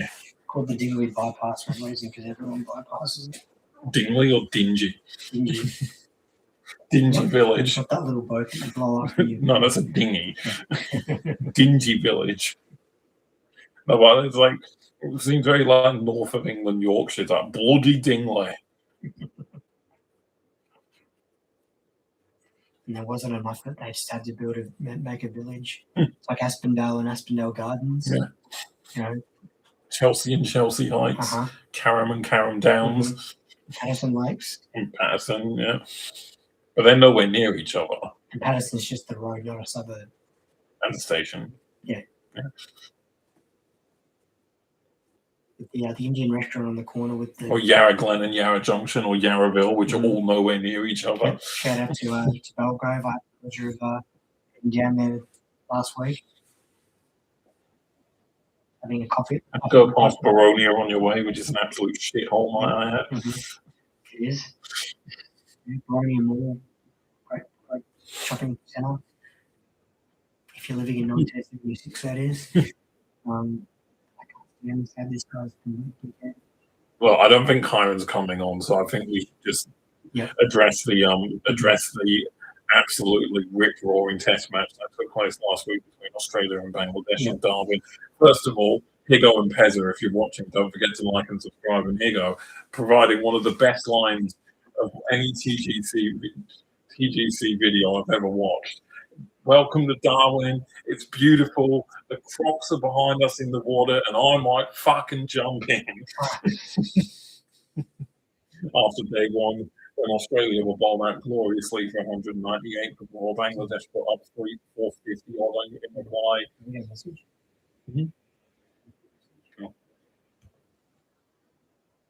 Oh, okay. And yeah, Bangladesh, firstly, well played. Phenomenal performance in Australia. Absolutely phenomenal performance. First time in Australia since 2003, I believe, and their first ever test win in the test match in Australia. And a real chance of taking the series 2-0 in the they played with so much intent to win from start to finish.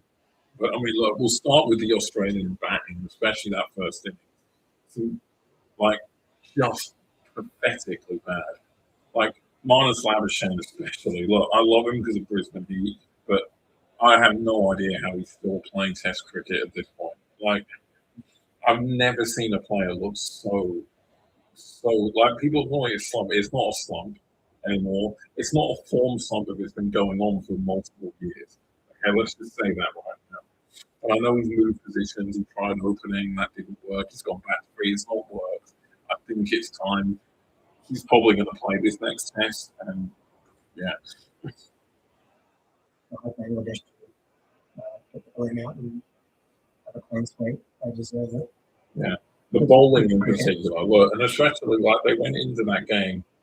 Nahid Rana, good look, is probably the best seamer. Injured, didn't play the first test. With a bit of a makeshift bowling lineup, they absolutely put it on Australia. Roland Sam with that 7th throw in the first innings to go over his 3, I believe, in the second innings, 10th for the match. Like, incredible bowling, just executed everything perfectly. Their spinners, you know, they're just too world class, you know, well seasoned, experienced spinners. Mahedi Hassan and Taijul Islam, and especially in that second innings when spin started to become a little more of a factor, they really put it on the Australians. I think Taijul got a 5 if I'm correct. Like, incredible performance in the batting as well. Tanzil Hassan, century, maiden century for him, deserved every single bit of it. The credit of it. I thought Mominal was very good with the experience he showed with the bat. And Mahedi's 50. Well, we know he can bat. Like, he's got test centuries and all sorts, but just fair credit to Bangladesh because they absolutely. And they played those sort of tropical conditions a lot better, I thought. Australia just looked lazy. From the get-go, it just looked like it was just complacency setting in, and it was like, oh, we'll beat them because we'll just beat them, sort of thing. That's when Bangladesh were batting, you know, some of the drops chances, that Steve Smith drops are absolute beauty to watch. I could watch that one on replay happily over and over again. You know, the one where Mahidi kind of sweeps it out. And, you know, it just drops perfectly like a dolly of a catch and just drops it. Like, I could watch that one time and time and time again. I think I saw someone, Steve Smith was cracking at someone behind the sight screen during one of the days. I think. But in all fairness to him, I will say, if it wasn't for his runs, especially in the first innings, it would have been a whole lot worse for Australia. I mean, to be honest, right now, it looks like the only person in their entire team who can actually bat at a decent standard. Because no one else looks like they can. The Weatherald experiment, once again, Cricket Australia doing what they do best. Giving any opener whose name isn't Usman Khawaja, Travis Head, or David Warner about 3 or 4 games to make an impact. Sorry, momentum God for that. Oh, goodness. Sorry, you were saying? I was just saying, like, Jake Weatherall's already been axed, and Matt Renshaw's going to come back in to open again in this second test, and Cricket Australia doing what they continue to do. And if your name's not Travis Head, Usman Khawaja, or David Warner, you're not going to get more than 4 games as a chance to prove yourself at 10th level as an opener. So, look, I think it's harsh on Weatherall. I don't think he's been particularly awful. There's been players, Labuschagne, who've been way more deserving of not being in the team right now. And Cam Green, even though, yes, to be fair, he probably answered some critics with that 100. But as good as it was 100 which was under a little bit of minimalistic pressure because at that stage of the game, they weren't really going to win it. And yeah, we'll see how he plays in the second test, I guess.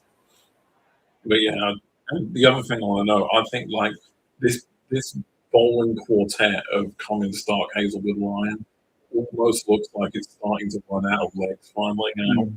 Because Cummins was not at the races. Stark wasn't particularly great. Hazelwood, to be fair, was by far the best bowler of theirs in that test. And Nathan Lyon, my God. If ever theirs looked like a player who's just looks like he's well beyond it now. Well, he has been sitting on the Renegades for the last Look, 2 there's no ignoring the fact that he is an absolute quality world-class spinner. But I think it's past him. yeah, he's not that man anymore. He's just not at that level anymore. The bowling, I've not seen him look so ineffective with the ball in his hand in a long time. And this was in a pitch which, was sort of favouring spin when Bangladesh were trying it against Australia. So, yeah. I don't know, look, incredible job from Bangladesh, and they've got a real chance of taking a series victory now. A real chance. I honestly mean that. And as much as it is, but as Gold Coast up, not quite.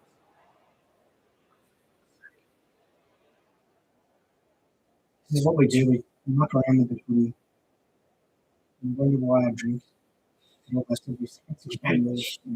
Hate my feelings. It's because of this. See what I mean? Let's tweak it. Oh, God. Thank God. Might be the best delivery tonight, actually. No, anyway, yeah. Like, as much as like this win alone for Bangladesh is one of the biggest shocks in recent Test cricket history in terms of results, a series win would absolutely astronomically topple any sort of like preconceived sort of pre-idea of like biggest shocks in Test cricket history because genuinely, if Bangladesh were to win a Test series in Australia, it would go right to near the top of the list of all-time biggest shocks in Test cricket history, without a doubt. Right.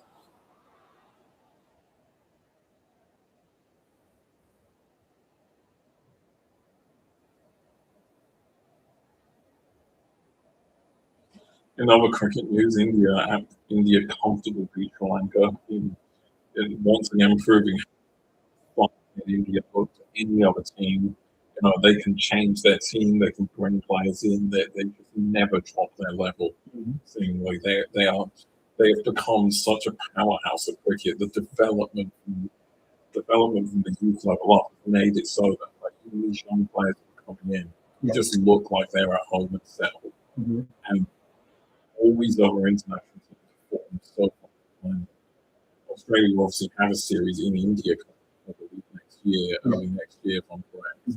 It's going to be the way things are looking for both teams. India look like they're going to absolutely wipe the floor with Australia in that series. The way things are going to stand. I think it's good. And I think Bangladesh, like I said, I did.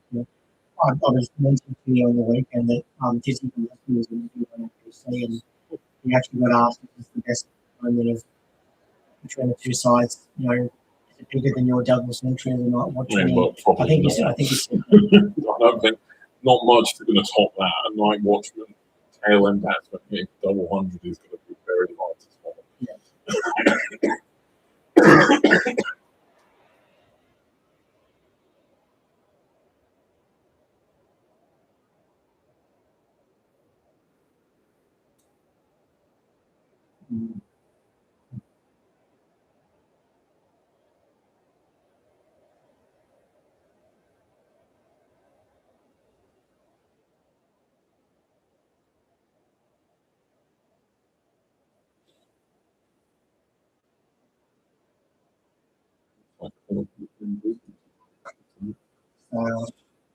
guessing we've gained not much on this since they both, I'm assuming, qualify.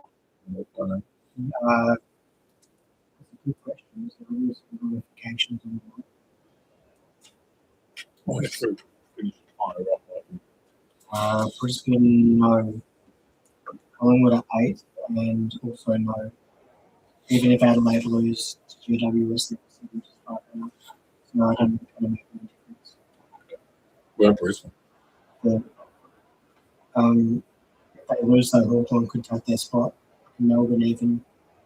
So, because they're on the 60, Yeah. so that's going to be We're North. yeah. Way down. Way down. Yeah.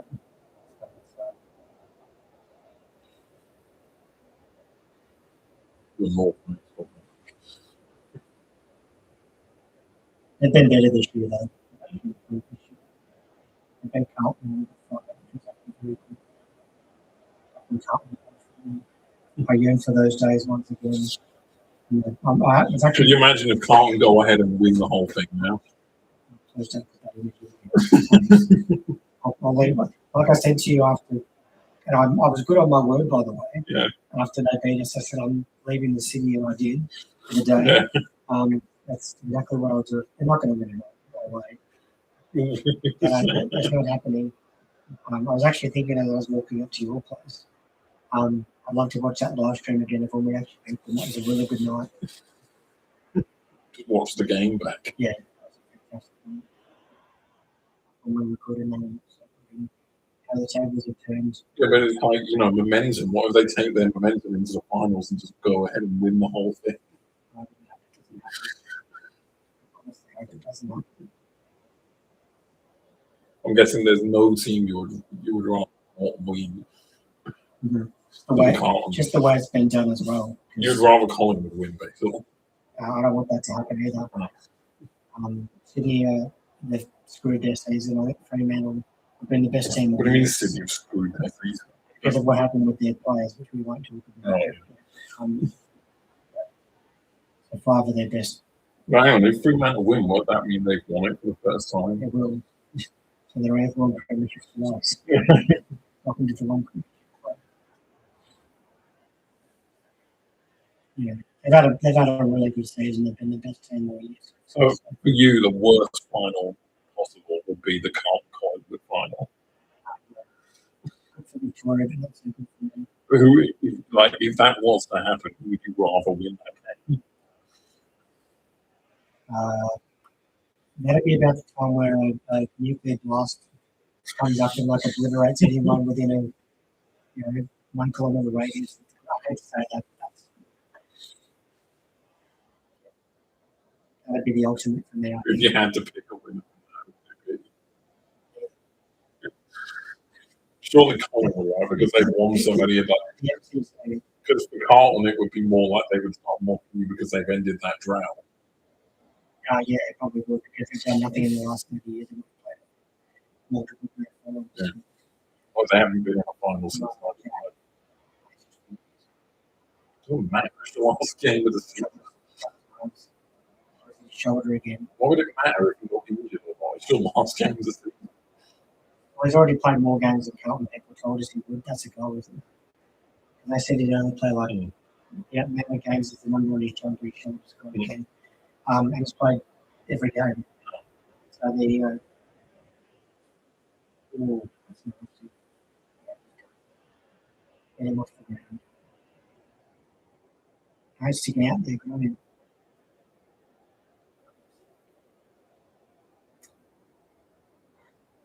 Okay. So we've got about a quarter and a half left in our set.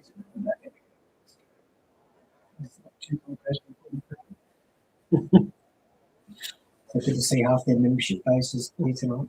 But they have the smallest membership, I think. Close to it, yeah. Now, who else would it be? GWS. Oh. And having been there, they don't know anything about footy. So Wait, what? they really don't. It's more like It's kind of soccer football, I guess, isn't it? Yeah. Same thing. There's been 0 goals in 10 minutes. I know. Skills average at best, yes, they are. I'm guessing you're saying it's more the Victorian clubs where the fans know about it because that's kind of their game. Yeah. This stage. Yeah, with there's foundation clubs like us that are still going around, and someone on social media said, "Oh, why?" I'm sure they know a lot in the West. These are the Eagles have the biggest membership. Yeah, one of the biggest. Yeah. And that's why you said it's just impossible for you to get a ticket to a game with Optus if you're playing the Eagles. That's correct. Even though I'm guessing you definitely want to watch them play at Optus and Eagles, you probably can't. Come on.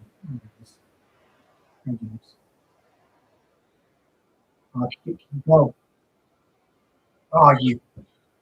Can I just say again that the decision making there for me, from the outside perspective of not knowing, is not. He's the guy that's retiring. So, like, what was that? Just a bad decision? Yeah. To just try and pump the goal from that far out when he could have just lifted one over the top of the play with clear through. Yeah, I don't know why.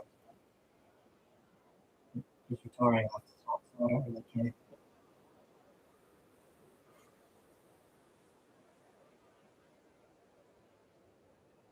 I would have watched it anyway. If you could bring one player back in there, right? One of your players back in their prime years, or like a prime season, their best ever season for you, to play for you next season, who would it be?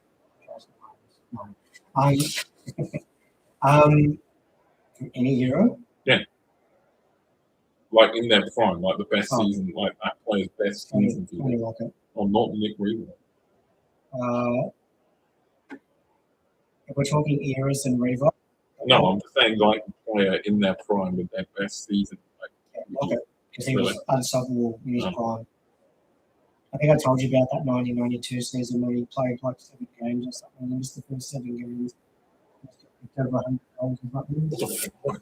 I'm pretty sure that was the season, yeah. Revolt was good though. Hank Revolt was a gun. You know, so not Lenny Hayes or Robert Harvey or any of those players. Sorry, what was different positions? Revolt in terms of the forward. Hank Hayes definitely. And he was a beast because he played not only like he had a heart issue that no one picked up. Yeah. And he played out a game with the Parks and ACL. The fuck? Yeah, against North Melbourne. You had that game? I was, yeah. What the hell? Yeah. No one knew that he we're done with this game. Yeah. With still a quarter and a bit to go. The last quarter talking. With about like 30, 40 minutes to go still in the game. We're done with this game. We can spend the last quarter me in my past and just lamenting when what went wrong for us. Yeah. Okay, let's work it out this way. Go through all of the best players. I mean, I can even bring some up for you because you already said, like, I mean, talk about their best seasons. So we'll start with Tony Lockett. For you, what was his best season for you? I reckon, that 1992 season. Actually, no, let me consult the stats for them. I'll be able to tell you. Stats in goals or just in general. It doesn't have to be stats. I don't need stats here. Just overall, like, obviously you're viewing it like you would choose him because he was that good according to you. Let's see. We started in 83. You don't have to look at stats. Yeah. 87. Okay, yep. So 92. So he played 91, sorry. Maybe I like paint a picture here. So rather than looking at his stats, I mean, like just think about the way he played. Oh, he was terrific. He brought a whole generation to the footy. Pretty gross to see not really putting up a fight here. Amen to that. Was he quick or was it more strength? Strength. Yeah. I think you've seen highlights of him. What on earth are you doing, Toby?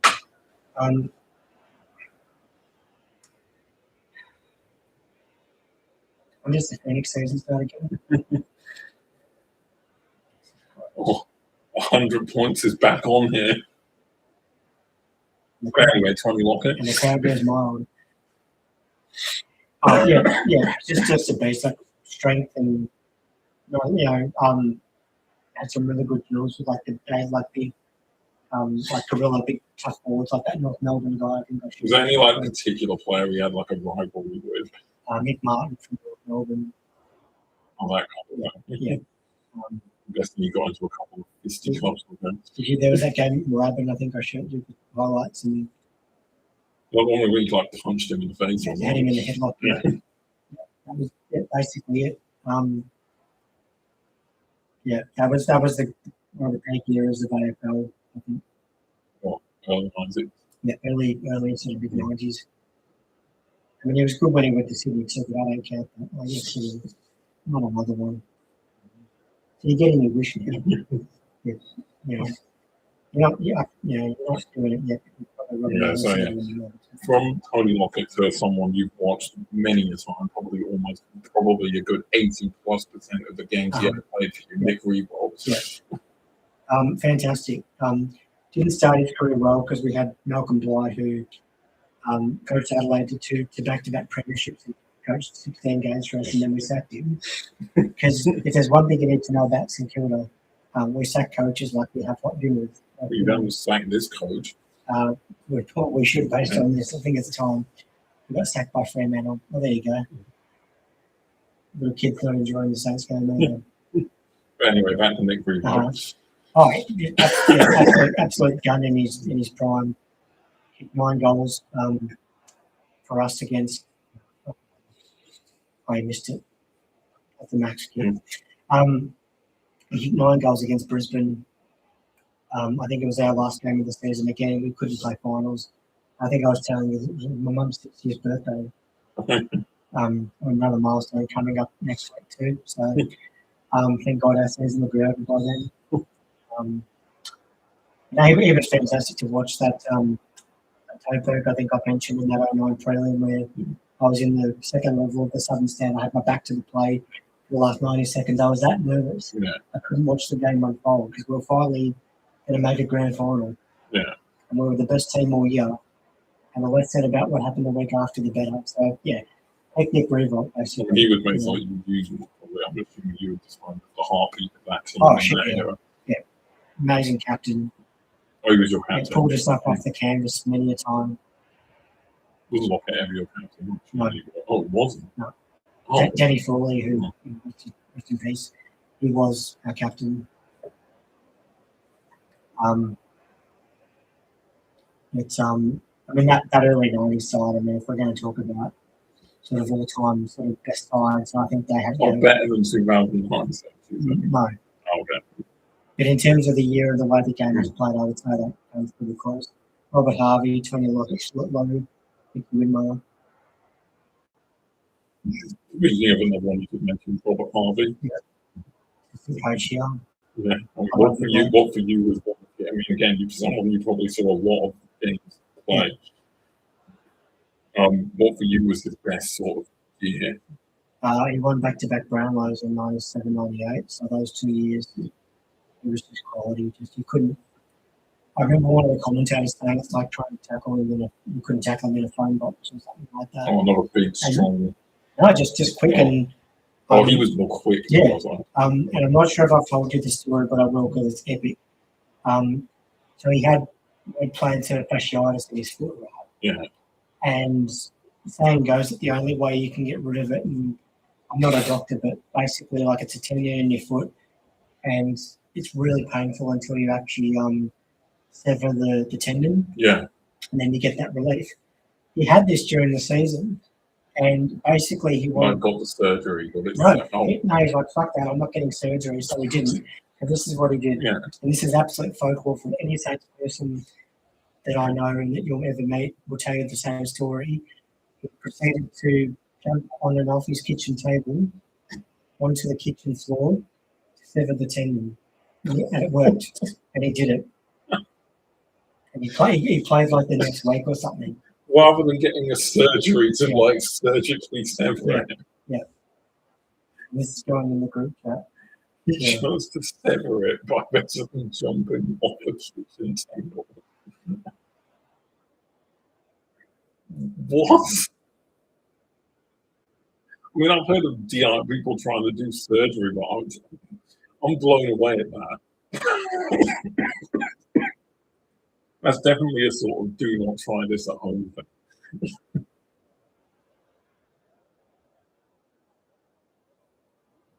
No, definitely not. But that's just like I've told that story to many people, and they couldn't believe it. This will get turned over. I know. Something amazing's happened. We've actually kicked it inside 50 and someone's second mark. I don't believe it. And all of a sudden we're like, what, 25 points down?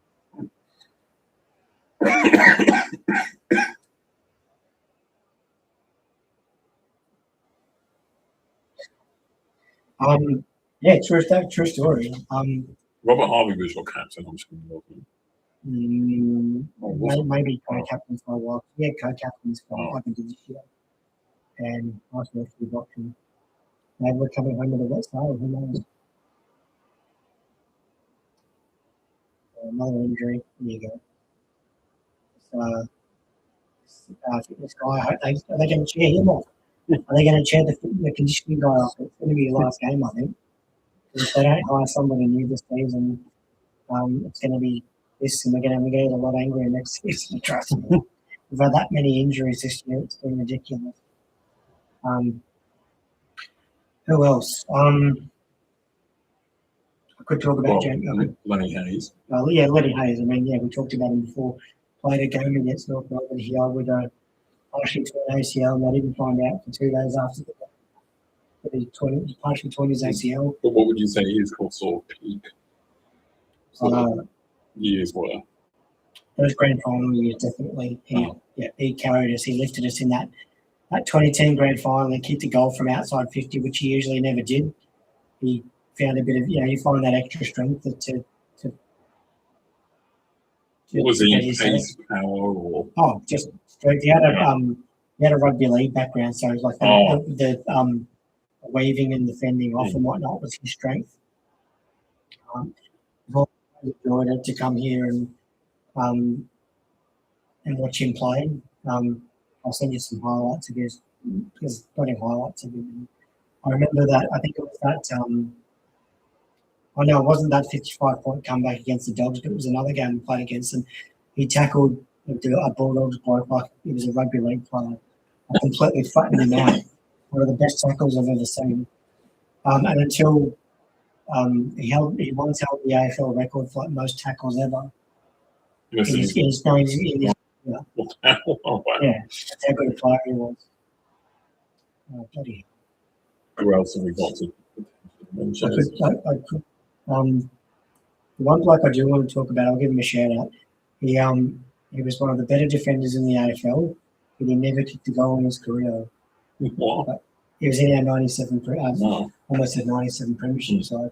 He wasn't known completely playing just for you, but he played for Melbourne and still didn't get one. So Jamie Shanahan, but Fraser Gehrig. Yeah, that was the other one. You was missing one there. Played for West Coast and was pretty good for them. Traded to us in 2001. Like when you signed, you told me this before, when you got him, like he was good, but he became way better. He played in defence in his first year. Yeah. So that game against Hawthorn at the end of 01 when Barry Hall kicked that goal to win the game, he was playing in that game in defence. That was his first year with you. Yeah, and he wasn't like big and strong like he was in like 04 or whenever it was. Yeah, so that was a massive transformation for him. And I still remember when we played against Carlton here, we won by about 130 points and made 5 goals by quarter time or whatever. So, obviously,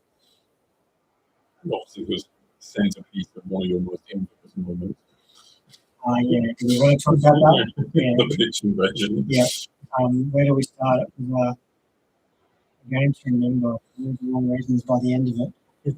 We had a really good year in 04, and as you'll remember, we had a scintillating start. From what you told me, your 10-game win streak, which was one to the DVD. Yeah. So good that Grant Thomas tried to take the players out to the movies before the Sydney game that we lost. We get to Adelaide for the prelim, and Fraser's only got to kick 2 more goals to get it done. And we're in pretty good form. And he kicked the 100th goal in the first quarter. Port Adelaide. We won the game the week after, which makes it even worse because Brisbane won the last 3. Won the whole thing. Yeah. won around the premiership.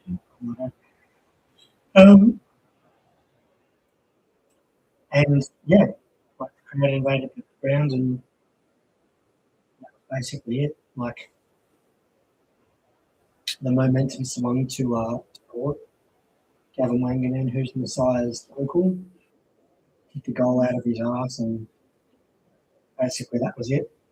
Red Guerra, who played in that side, had a chance for goal from the goal square and basically came off his shin and didn't score. So that game haunts me for quite a while. Steve and I think I said I watched it at Steve's place, and it's just awful. It's just awful. Speaking of Steve, there's another one. I'm not sure how related to it, but from you spoken highly of him, apart from one moment, obviously, but Stephen Milne. Now, quality play again. One of those players you'd have to go to the footy to watch. He was just brilliant. Apart from one moment. Yes, 2010, which we won't talk about. PTSD every time I think about it. And especially considering you were at the game. I was at the game. And you saw it happen right in front of you. Not quite, but Oh. I was up the other end. But yeah. And you said as well, I believe you said a few times to me that you said you heard him on the podcast and stuff say that he defend himself, essentially saying he was never going to get the ball, and you constantly call bullshit on it. I'm not sure about that. I'll take his word for it because but it just annoys me because I mean, the more I watch that last quarter, and I've watched it in full plenty of times. They have a grand final marathon on Fox like every year, and that's one of the games I usually have because it's such a good last quarter. One of the best grand finals in history. I don't care what anybody says. Probably the Geelong one in 09. Also, Collingwood. Yeah, Collingwood, yeah. So good they decided to play it. Was that in the first one? Yeah. Oh, that was in the draw. Lenny Hazelman and all this stuff. The ball round was in the draw, then you said they beat you comfortably in the other one, the midweek one. That typo was 09. The post. Yeah. No, I thought that was Collingwood. That was Geelong. Oh. Now the 2010 one, which we can't remember what sound really. Right. Who's lost it?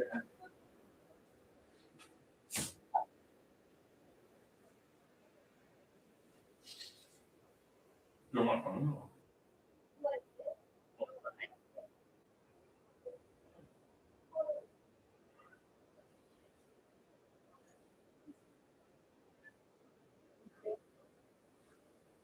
That's right. Okay.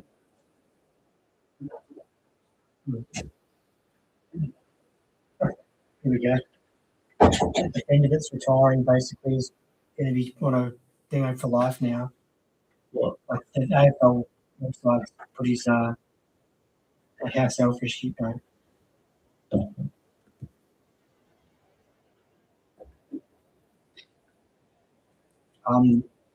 Yeah, but that game, like, I mean, I'm still pissed off with the result because it would have changed history before it, but so we haven't really done too much since then. Had a couple of finals campaigns and that's it.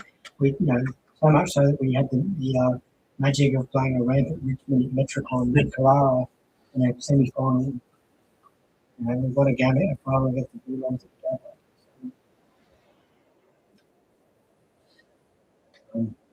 But no, those two teams, 09 and the 10 teams, 30 teams. Stevens. Coaches Melbourne. I'm guessing that game ended in misery for you. You just went there, didn't you? I mean, come on, if his name's Stephen King, the joke's like right there.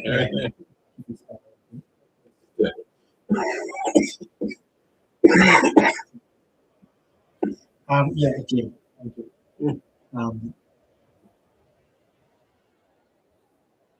But yeah, who knows what could happen. I don't know if there's any other players I'm missing in terms of Saints, legends. I mean, Tony Lockett went 80s, I don't know, 70s or 60s. If there's anyone of note.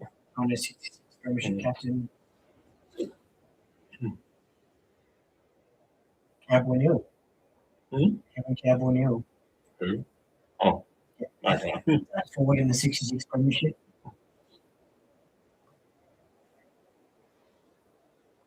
Bloody hell, Miller's at 36. The two posted on this. I forgot the name of the other one. Daniel Wolf. Yeah, David Wolf. Oh, geez. That's what we should do. Get Steve back on the podcast about all the memorable, not quite there. So Oh, he was at that game with you. Yeah. The Daniel Wolf I one. was sitting upstairs here and just Was he with you in Tasmania Yes. for the other one as well? yeah, he was. That was the game we took the boat over. That was in Launceston, the job Yeah. for his sport. Yeah. And all night on the boat, and then I think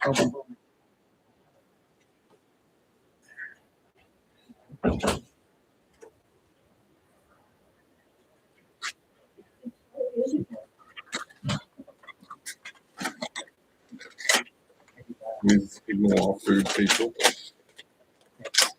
the first time that's what Barney done for the year.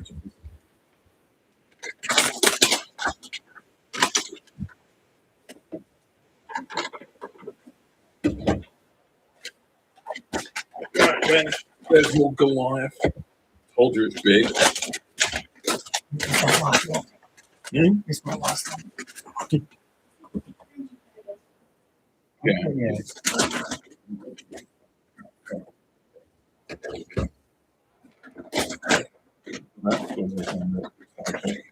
Ah.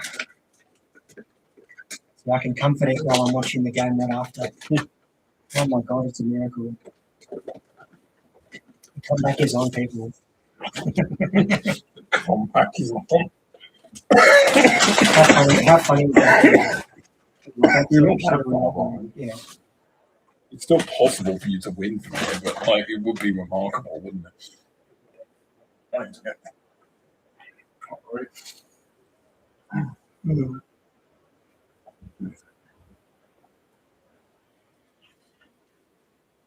Oh, of course. Of course.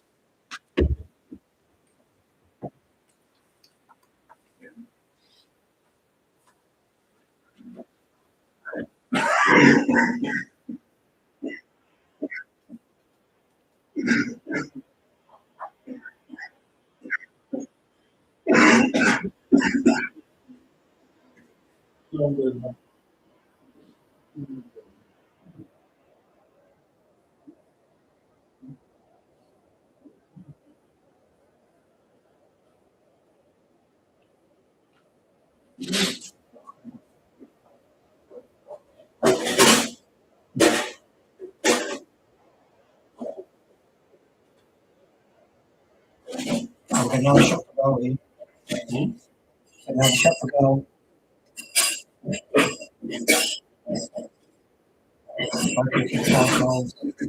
There we go. That's better. Let me see that.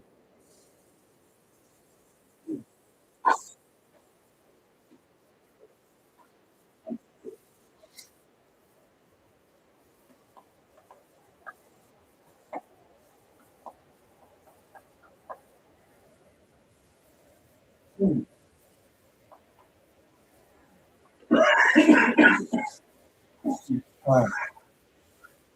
Told you it was big on that. That's good. I should get through it. If I don't, I can take it out.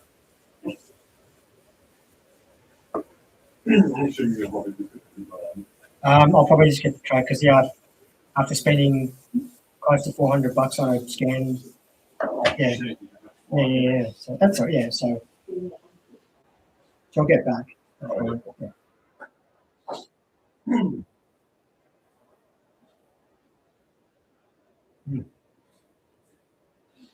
What do you reckon? I've had it before. Oh, you had it. Yeah. Oh, do they have one road? There's one in South Melbourne. Yeah. And Elston.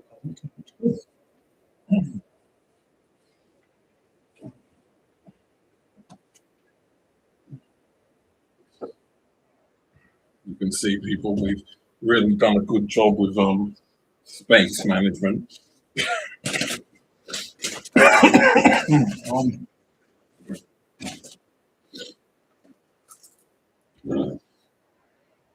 Well, now I'm missing out this corner, so one of our captors. I'm glad we haven't had him since 10 or something. That's Okay. Cool. Yeah. Okay.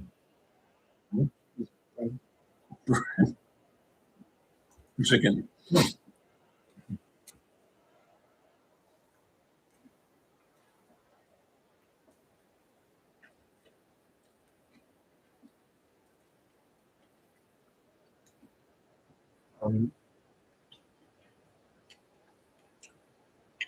So I guess I might as well use the rest of this game to take more shots at Carlton and, Yeah. might as well.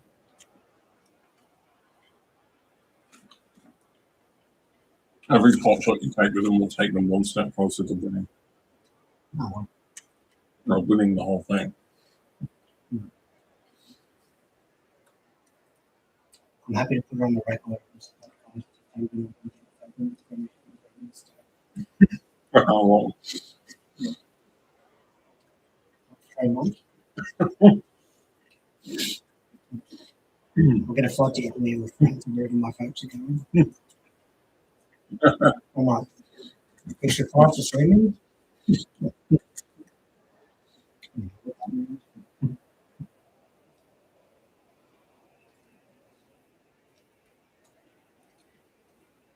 Oh, you got a bit of tasty action going on here in the meantime game.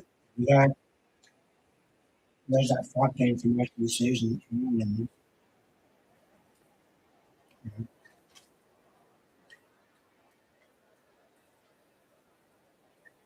Yep, that's fine. Quiet.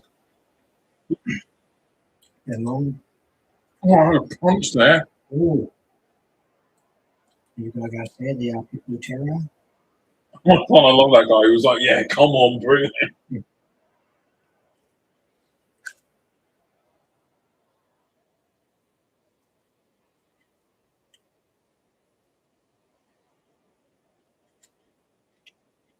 I don't know what the bad figure is.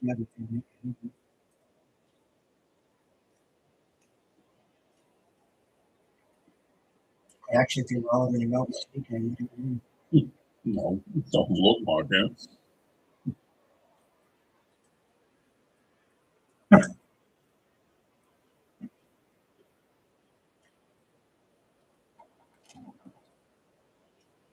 But I sort of come back to, where the season ended for me. It was definitely that Swans game a couple of weeks ago.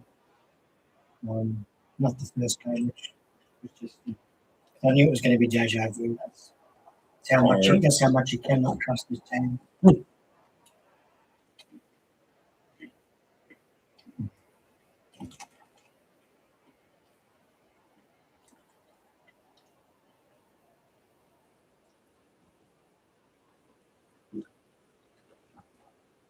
I was loving this one. It's different.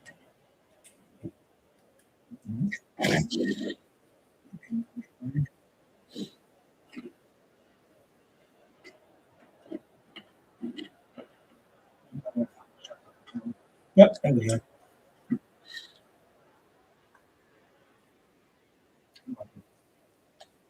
So I guess my wish list for this team for next season Only lock it back out of retirement and back into the 5 years by the sounds of it. And then Fraser Geary, he might open another Italian restaurant in Austin. Suppose you never went there. Yeah. To meet the great man. I don't know if you've already met him before. I have. Oh, Up on the Gold Coast at Carrara when we played North Melbourne for the redevelopment. how was he there, like, post-retirement? Come out of retirement. There you go. Meeting. He come out of retirement and he was injured.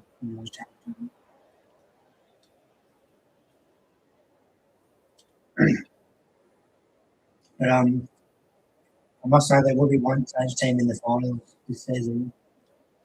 We're doing quite well. It's the Melbourne for Alpine Saints. in the Ovens and Murray League. Football. Up in your Wangaratta. Yeah. What a weird name, right? Why would you? Yeah, might as well discuss that. Like, did they name it after someone? The guy who invented the oven? I don't know. The people who invented the ovens? Is it oven and microwave oven? Who knows? Well, maybe you should go back up to Wonderrat and catch some of their games. Around the old racing track. Forget Dundee, the Dundee Derby. It's the I think Wangaratta Derby with the two clubs that are right next to each other, basically. If the distance derby was done in reverse.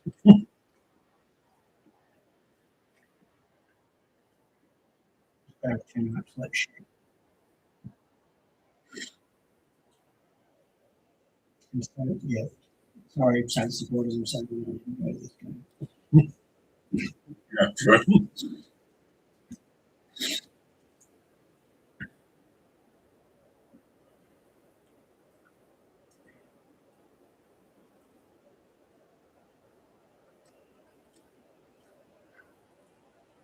Was there a dude in pink just randomly walking around the pitch all of a sudden? That's the runner. Oh.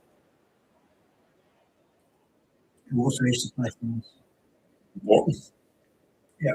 in the 90s. Shout out to him. I think right now we can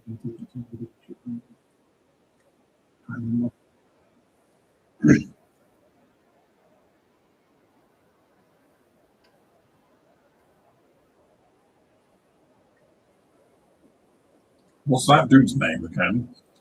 Mac Andrew. I'll say.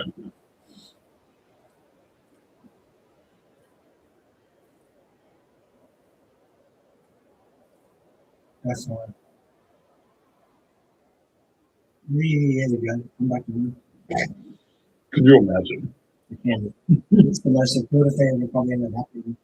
If I like rubbish for 2.5 quarters and so I just start playing with it 3 months off or whatever.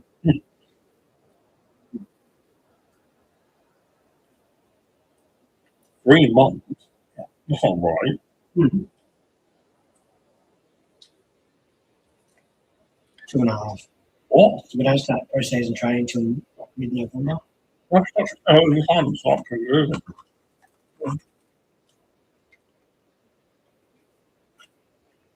And your first preseason game usually February. Mm-hmm. Those are like those regional ones. That's so promising, wasn't it? I really was in Ballarat against Essendon. Look where we are now. Look at Essendon. Mm-hmm. That's just how young from this thing it really was. To be honest, I wasn't that excited after baby.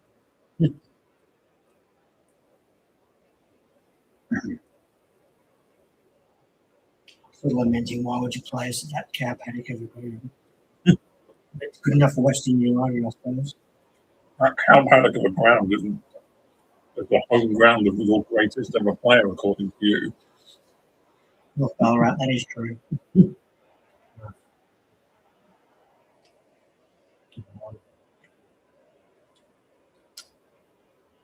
If you flash back to the 70s, a young Tony Lockett is making his name out of North Ballarat. Mm-hmm. It was. I think the Saints W team's playing there later in the season, I'm pretty sure. Oh.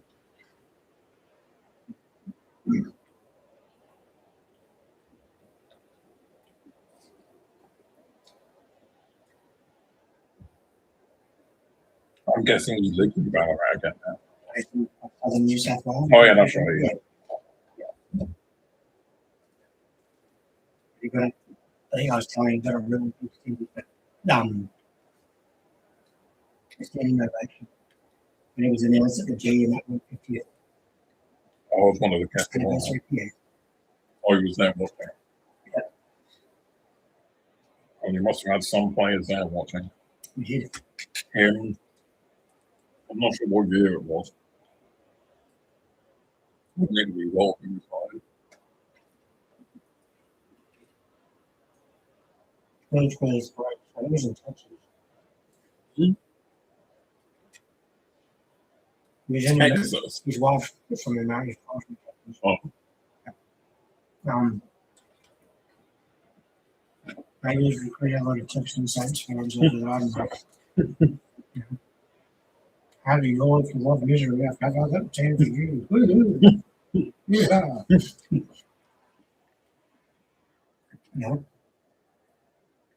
You want to go how many years without a premiership and then get the best team all year and lose it the last and come back the next year and roll?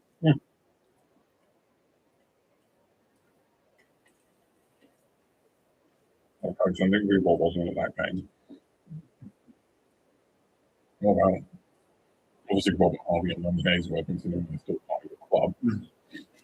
Brad Graham was at that point in 66. What about your captain? Trouble on your time. Oh, The funny thing is, the worst part about 09, mm. he was going to present the cup if we actually won. Oh, That's what makes it even worse. oh, he died a few years after.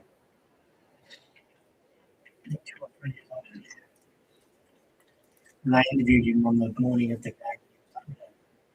He was our coach in the late 80s for a couple of years, when Robert Harvey first started. And so he put a ton of it. Yeah. Hmm. Yeah, when he started. Guess he wasn't a great coach then, He was okay. considering your 80s. No. Although you said late 80s.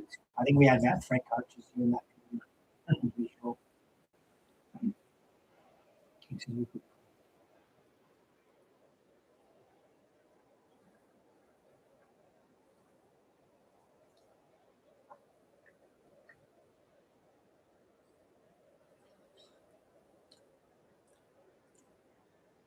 What the fuck are you doing?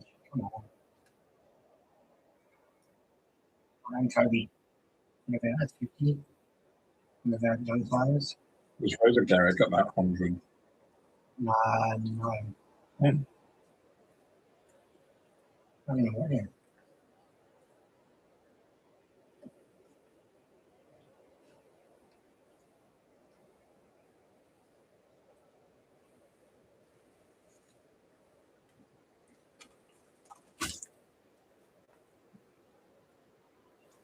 Barry Hall was.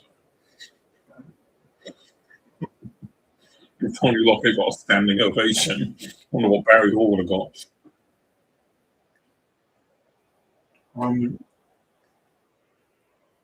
There you go. Come on, Bucks. Probably punching the soul punches. Remember Wild was there. Oh, Imagine that. Oh. His sweet revenge. Yeah. Barry Hall comes out in front of 50,000 people. DMC 6,000 people in one of these. In the same spot. Yeah. Beautiful. I'll get the count on their feet. Here we go. We've got it down here. Have you? Right. Of course, he misses. That was a tight angle. Well, let me guess, you've seen one of the players like Fraser Garrick or Tony Lockett score through the middle of like basically on the line or something. Like, what?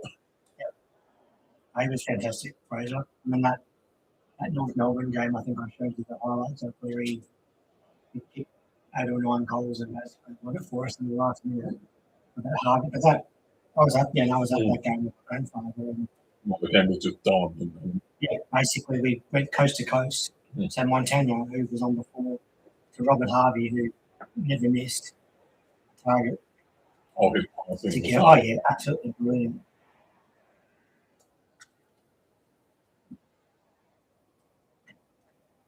And all the current crop. Current crop of players is that he didn't silky. I know. I remember you showing me clips of like Nick Wewald. Mhm. Like he was like seriously good at catching. Yeah. And marking, if you call it. Like, Yeah. Trevor Ring. oh, Mark it. Trevor Barker, he's another. He's passed away now. One of the best players. I think it's Sam Black in the 80s, yeah. Loyal, one of the sort of first clubmen. We won a car as like one of the best and fairest, and game over. And of course, the king has to get the goal. 100 is so on here. It's going to happen. Like, it's surely going to happen. Is that not? Yeah, there's no way they're not going to hit 100 now.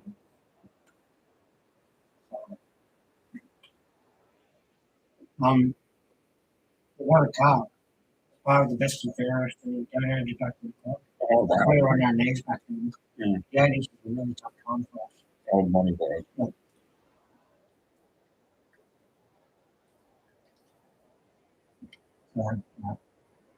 So he won a car and basically Yeah. donated it back to the club so it could be sold for funds. And the funny thing is, he would have been our next coach in like the 90s, mid-90s. He was still alive. I think he was an assistant to the coach who was coaching us in the 90s as well.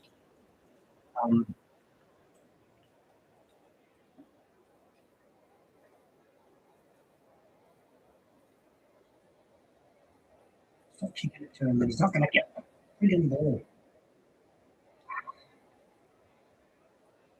Well, wait, we're still getting wound up when decisions done at this point. I'm so used to it. This has been like 3 months or 4 months of that. Go back a bit further than that, 3-4 years maybe. Over a couple of years, 34. No, I mean like, even though you won, like, you know, over periods in the late 2010s and before where you were actually a good team still.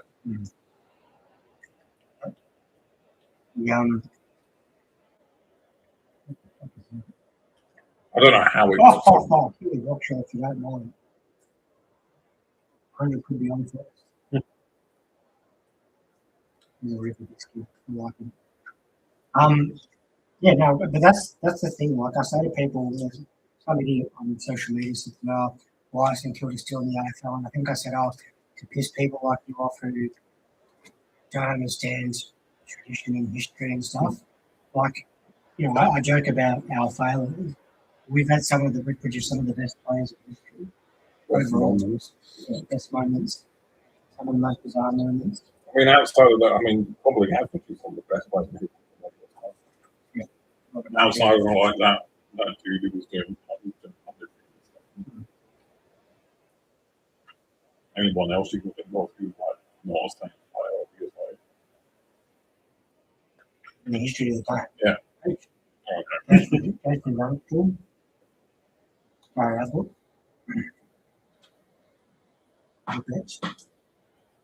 I mean, who would you say, on Saints bias, who would you say, unless it is actually a Saints bias, who would you say is the best player ever in the history of the AFL? Obviously, you know, football, you know, with Maradona, Pele, Messi, and all that, you know. I'd say Lance Baker. Yeah. Uh-huh. He's recent, by the way. Yeah, great goal kicker. And just one of those people that, like, even if he didn't really have much for you, it could be really good to watch. And I mean, the annoying thing is, like I said, he should have gone to GWS. He went to Sydney, and that's the problem with free agency, which I haven't really talked about tonight. I guess if I'm talking about with like 4 minutes to go, the wish list for next season from my lads. Less injuries overall. Better coaching. Spend your money on proper players who can actually get out on the park. One or two, I think. Okay. More than. Oh, you didn't win any of it, Sydney. No. Which is the ironic thing. It's a 10-year deal. Oh, he was there for 10 years? Yes. Like, I think it was the first time we played to have a 10-year deal. When did he retire? We beat them in his 350th game. I remember that. That was a good one. Max King actually got out of the park. Oh, wow. That is a special night. Yeah, it is special. It's like, hey, it's cool. They don't make 100, it will be pretty funny. Just so close. Third bus. Oh, I do, Howard. That sums up your career. Probably one of the easiest marks you'll ever take.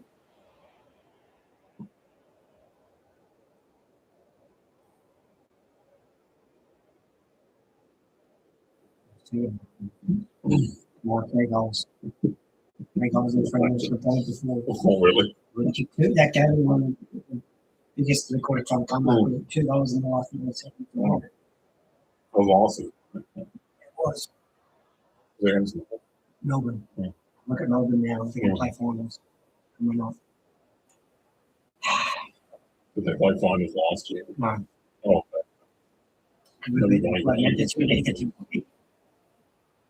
So just some stuff. I like Carlton. Yeah. Had a good ride back there. Brilliant, that was. Yeah. As we wind down on this game and the Stan's ankle, because he's my guest as well. It's been a high scoring game. Felt a bit like a game from an outside perspective, not much riding on it. Nothing wrong. Been high scoring, but not in a way where teams have been amazing, but in a way where, yeah. Right in abundance, really. You said yourself before this game, you're telling me you were surprised what happened. Because they were expected to. They went out and recruited a guy from the Bulldogs who played a few games in the Ball Heights. And they played finals last year. They beat 3-0 in Perth, which now seems like a pipe dream. And it's only ex-Saints players that are going to kick another goal against them. So, Really good for you. pretty good.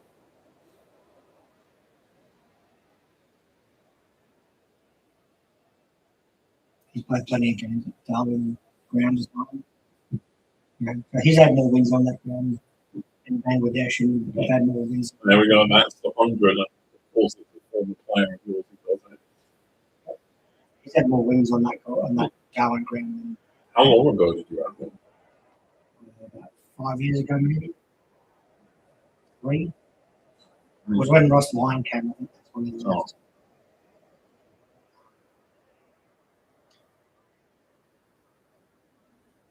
Who's the oldest player ever to play about history? Scott Pilgrim, but I think he's probably going to retire at the end of the season. Oh, the good dude is still playing. How old is he now? 35. Well, that's not that old. I thought they'd be like a 4-year-old. Jaden Challenger, Danger Flores, and he's 35. We get through this live stream and mention that. Fuck you, Geelong. Cheating. I mean, you told me before, like, it's the way you don't like how he, like, lifts his knees up or something. Yeah.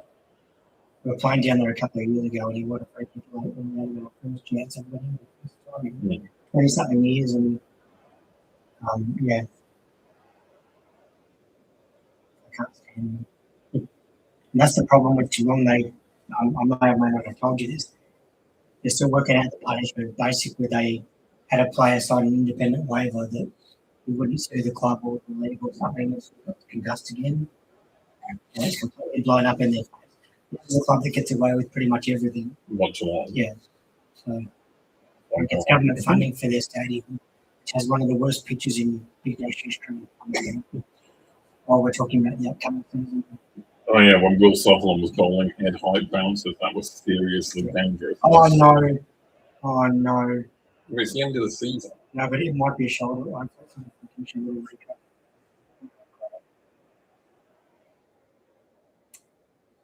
You know what? It's never good, right, when a player goes down without contact.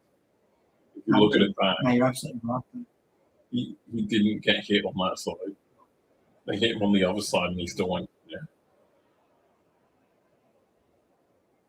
It's just Saints luck, isn't it? Literally like 40 seconds from the end of your season that happens. Yeah, pretty much. But the thing is, that means he's got time to recover. Well, hopefully it's not a recode, it's just a stinger or something. It's a recode. Reconstruction. Oh. Or is that a common injury? Oh, it's not that common. It's actually one of the common. Didn't look like. And he's there. It's all right. all the records over the preseason were kind of like, says the finish of the million. Can we get one?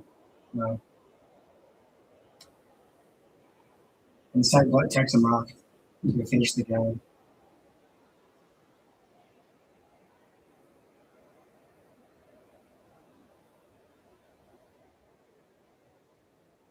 You need a player with that fight of Tony Lockett. Literal fight. Don't worry about the players. Yeah.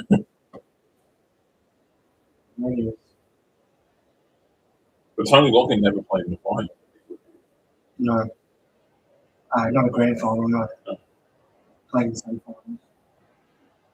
Yeah, he won. Never won a premiership. Ever. He played with Sydney in 96. I thought he won it with Sydney. No. Oh. Did you ever have a grand final with them? Yeah, 96. Oh. I remember that year. I'll never forget that year because that was the year I had my appendix out the next day. After the grand final? Yeah, because I went to the Melbourne show on Thursday, I think it was. I bought like 2 big show bags full of lollies and I ate most of them on the truck. I brought them back to Cheltenham. And then I watched this grand final marathon on the couch and I'm waking up on the Saturday morning like, why is my stomach really sore? And then like, it turned out 72, like, not even 48 hours later, I'm in the hospital having my appendix out. 13 minutes. So, this is what this podcast is all about. Well, the game finishes. So, thoughts on your season as a whole? Before we end this live stream, man. Been talking for the whole game and then thoughts on your season as a whole, man. I mean, what have we already covered, You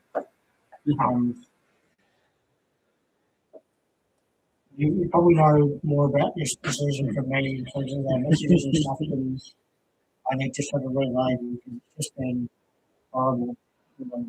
Injuries have killed us and poor form has killed us.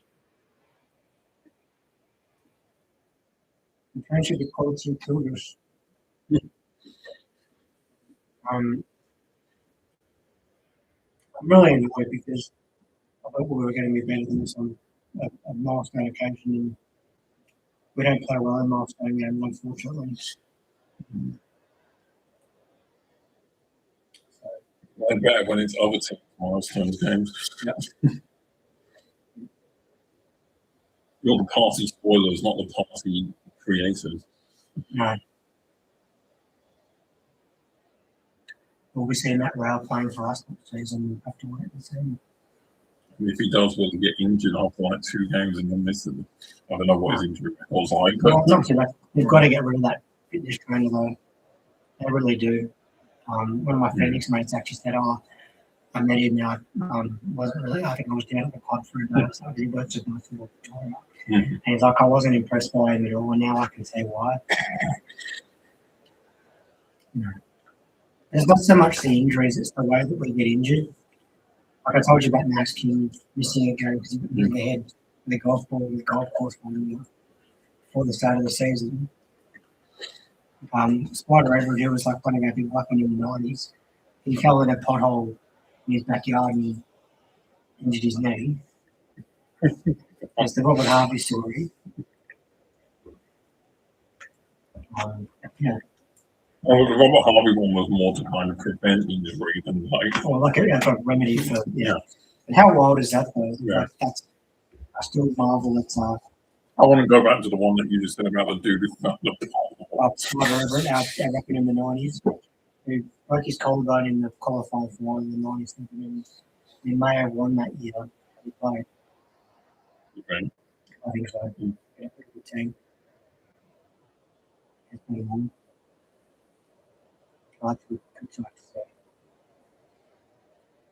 And that's the other thing that annoys me is that so many players that have left our club and they go on and play well. Well, they finished beneath you, basically. They did, yeah. What are you talking about? Oh, that's great. Oh, good on you guys. Yeah, we'll be back next season. Hopefully not his last because he's out of contract at the end of the season as You already might leave. Yeah. Although there's people who say this week at home from Adelaide who are actually worse than us. beaten by us twice last season. So he knocked them back for like $2.5 million a season last year. So that tells me that, you know, the chance is going there. Who else can talk about Kobe Rose? All injuries. Yeah, that actually happened. Yeah. How many games did he miss? He missed a few. Well, but an important game, Yeah. is what you're saying. Yeah, he got injured in the qualifying final when he broke his collarbone. And Oh, that wasn't the whole thing. No. The whole thing was different. Yeah. But he was fine. That's just 300 pounds, Oh, which of course is a loss. was like the most games we played. That's probably what I think No, Robert Harvey, Oh, Robert Harvey. 383. Oh. Pretty amazing. Would this guy could beat it, maybe. I don't know how old No, he is. no, he could. He actually could. Oh. He'll definitely play 350, I reckon. It's another 2 seasons at least. How old was he? 33, maybe. You don't think he's going to leave? I've already said hopefully they'll give him a job as like the because we've got like an Indigenous ambassador, Oh, and hopefully he'll take over from that. It's more annoying than that because they've won like 2 games since they beat us in Darwin, and then of course they beat us. they've They're been on the 42. They're 42. Oh my god! Yeah. At 300 pounds, another 40 plus.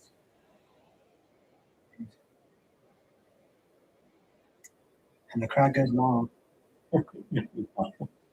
Wait, you're saying they've just been on a terrible run of form getting into this game? They beat GWS in Canberra, which was probably one of the smallest crowds ever.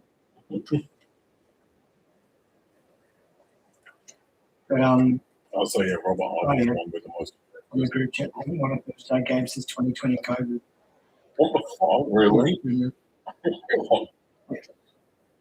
We don't play that anymore. What was that to Paul, by the way? I haven't won a Thursday game since 2020 So COVID. quick quotes, fuck that season is over. I don't do anything fucking stupid on the off season, lads. Yep. I completely agree. And Facebook comments and the Instagram comments can be wild tonight. Well, there we go. GWS can push you back into your spiritual home of 12. Customer is 12. Yeah. Yep. How would that be for a laugh? But I mean, it's just the series has been pretty good, but I mean, really, just like I said, betting games. If we had won those 2 Sydney games, we'd be above Carlton in 10th spot. So you know, it's just really annoying. So much promise at the start of the year. It's just come to this. I don't know why. There's Robert Harvey. Yeah. In the background there with the Lego haircut, sort of. To do with the grey hair. Yeah. I wonder it's great. Played in. Yeah, he's a coach for us. That's absolute loyalty. Wait, hang on. So if he's, I thought the Greenwald would have been. No. You must be close. I mean, he played 300 plus as well. Oh, because I'm guessing you remember the 300 game. Yeah, we lost that game. Oh, really? I think so. You at Robert Harvey's 300. Yep, and he's 350.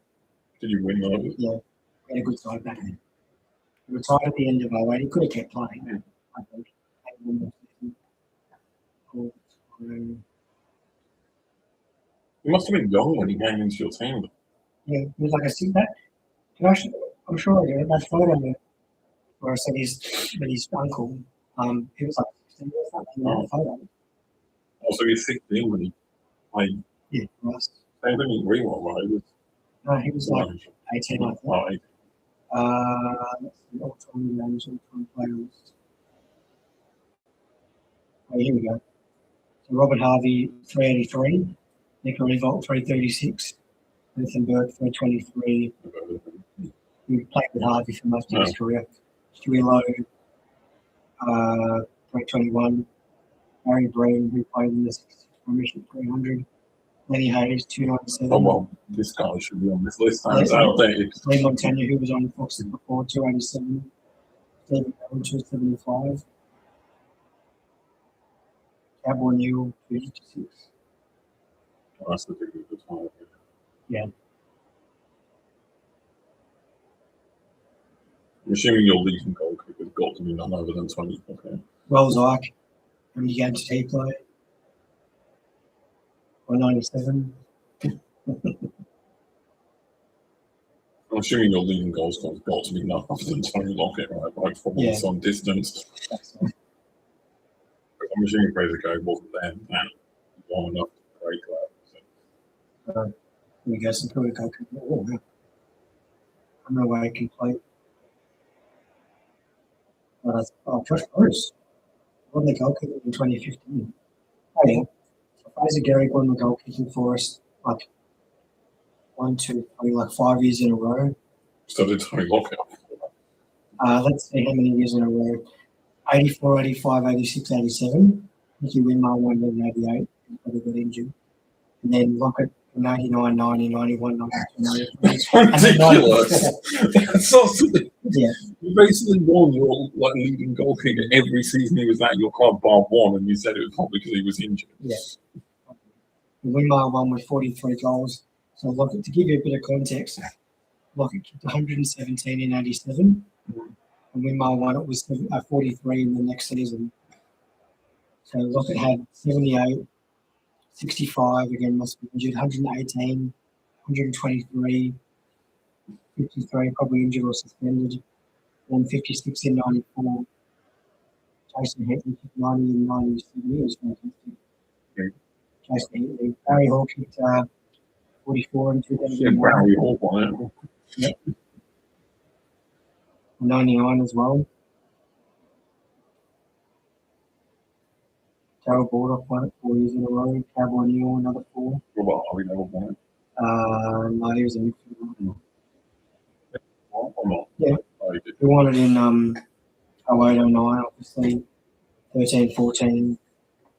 Max King won it in 21, 22. Oh my God. There you How go. many? Did he play 2 games and score 3 goals and no one else managed to beat Yeah, it? he kicked 38 in 1 and 52 in 22 when he played every game. So okay. So the first ever season of us playing is a record. Yeah. How many goals did the leading goalkeeper kicked in the very first year? Like 1897. 18 or something. 6. 6. And the following, so 1897, Fred Stewart and Bill Ahern both kicked 6 goals each for the season. Who won it in your premiership yet? Cowboy Neal with 44 was a good player. Sam Loxton, who played for Australia, won it in 1946. 40 goals. Okay, you think Lockett's was crazy?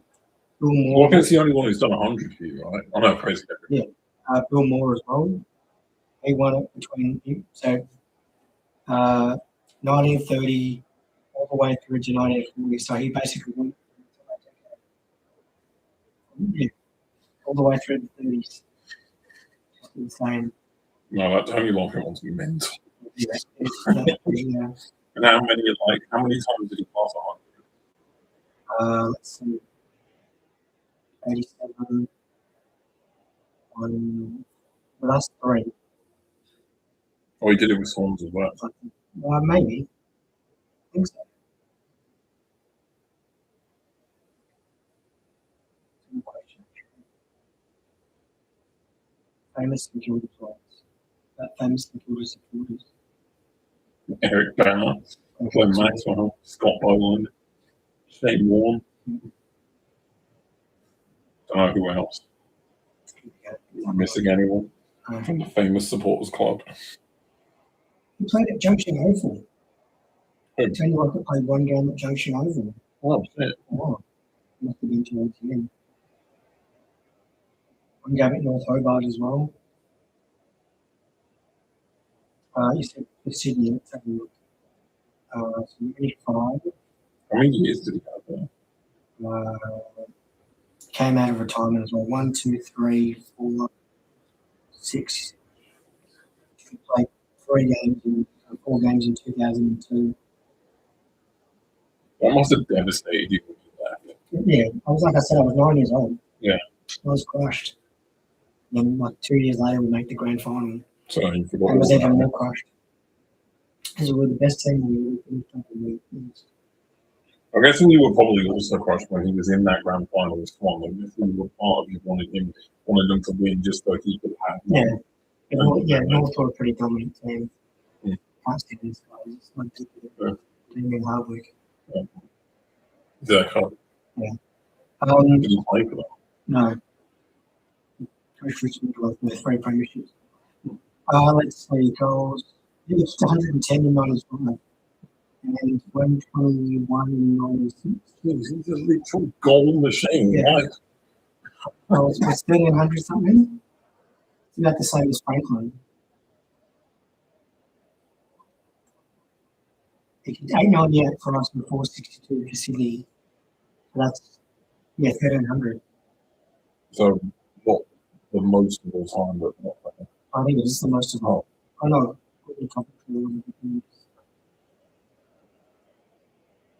Right, 1 in 4 kilos in and that's it. Good. Okay. No. Yeah, no, first most goals kicked, so he's Got. top. Which is incredible more considering that he never won a premiership. Yeah. Not a premiership, saying he's never won a premiership. Yeah, but that's Presumably he's won a minor premiership. that's what I say to people, like just because you don't win a premiership doesn't mean you're going to play like Robbie Harvey. When Steve Bradley was like the best individual award you can have, he didn't win. Lockett's the greatest goal kicker of all time. He never won one. Ablett was Gary Ablett for Geelong was pretty good as well. Oh, he never won one. No. They lost 3 grand finals in the 90s. Oh. One to Carlton and 2 to the West Coast. What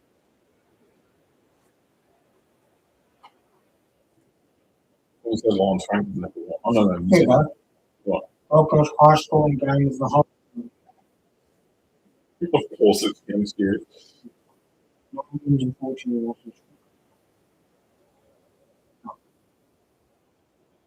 I probably would have called him.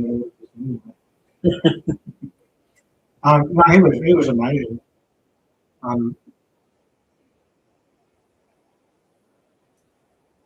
Absolutely brilliant. Yeah, Tony Lockett sounds like a goal machine. That the numbers he puts up. Considering he basically did it as well. Not only did he not win the premiership, but you said that other players like you're talking about what you obviously know more than me, but they played for good teams, I'm assuming. These are the ones that didn't win the premiership. Yep. Like this Geelong dude, I'm guessing, played largely in his career for a very good team. And Geelong were a good team in the 90s. Yeah.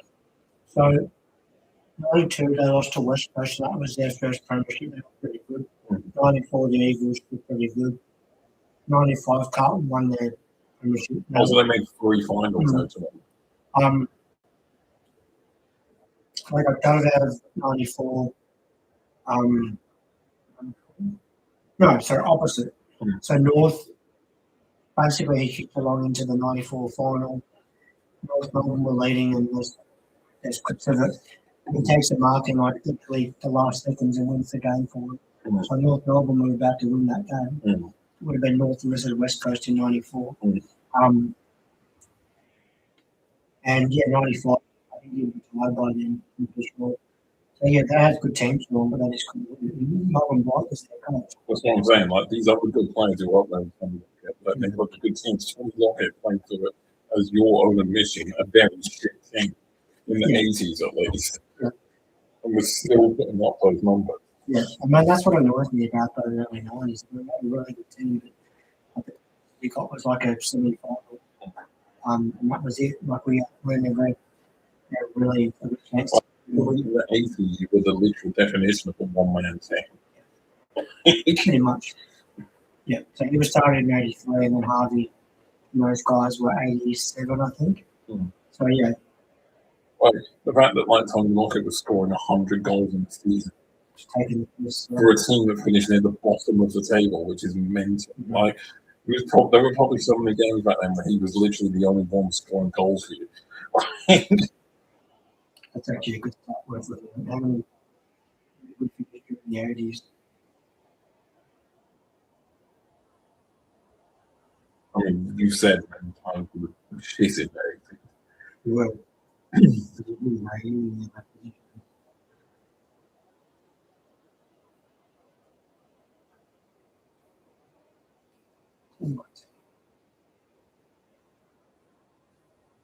It wasn't really until 92, 93, all that time when you started getting good again. 91, 92 around this year. 93 we were played. 94 we were no good. 96 we won the Oh, yeah. Glorious Not Premiership. Just still in the trophy cabinet in Radden, by the way. That was pre-season. Yep. We do things differently, didn't we? See a Tony Lockett stayed, he could have won that. Mm-hmm.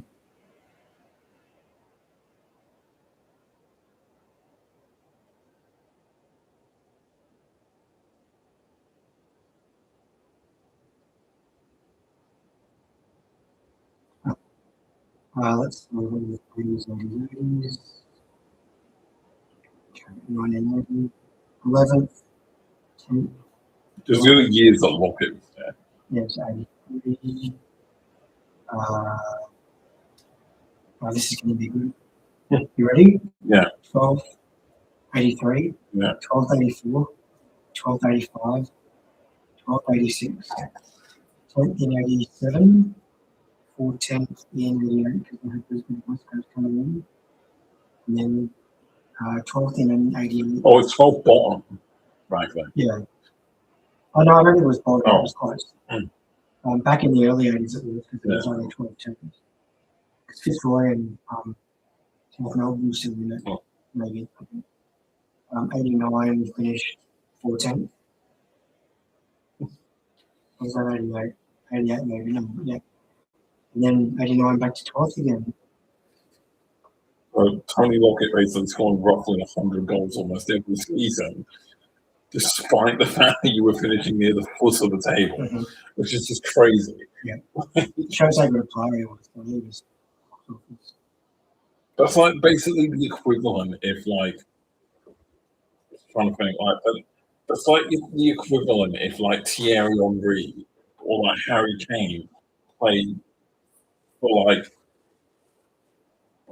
trying to think of a team that's like down there but not always played for like Everton or something. Like nowadays, not Everton's a bad example. Played for like, I don't know.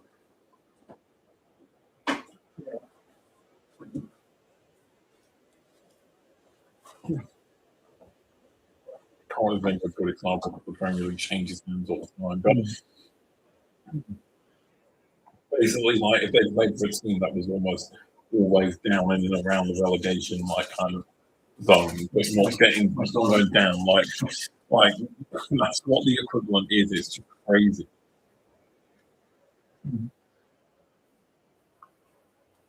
I think that will probably end now. People, so once again, thank you for all 0 of you tuning in for the almost 3 hours of the stream as the Saints finish their season. We'll have more live streams to come. We'll definitely try and get a few of 1 or 2 or whatever done in the season. I believe your first game actually the season away, so we could possibly do that, right? Your first game of the season, which is in October sometime, if I'm not mistaken. Yeah. So again, stay tuned for more live streams, people. Also, don't forget, Bundesliga is back, not this weekend, next weekend. So we're going to have some content of that, but we've obviously already done the Bundesliga preview. But we'll have some video. I'm hiccuping now. Excuse me, people. We'll have some video of some sort coming up next weekend. So not next weekend, next week, or I don't know, whatever. We'll have some video of some sort coming out next week / weekend. Most likely week though. So stay tuned for that. Whatever it'll be, who knows. Maybe a deep dive onto why the Saints went from being so dominant in the late 2010s to fall off in the decade after. Yeah. Because if we haven't done enough Saints content on this channel already, why not do more? Hey? gone through 3 coaches in that time. But we'll also probably touch on another Sam Powley game in the Carlton United obviously start their season. So maybe as a one-off before the Bundesliga starts, we'll touch on some English football, notably Premier League, because, I mean, why not? Because the Premier League is literally starting this weekend, so why don't we do a bit of a review on the Premier League for a change to make up for the fact there's no Bundesliga. So yeah, maybe stay tuned for that. We'll get some Premier League action coming at you next week. Or Saints deep dive. What can I don't know. You'll see. Maybe both. Yeah. Yeah. Anyway, hope you guys have enjoyed. The none of you who watched, as per usual, good numbers. Thanks for tuning in, and we'll see you guys in our next video next time. Bye.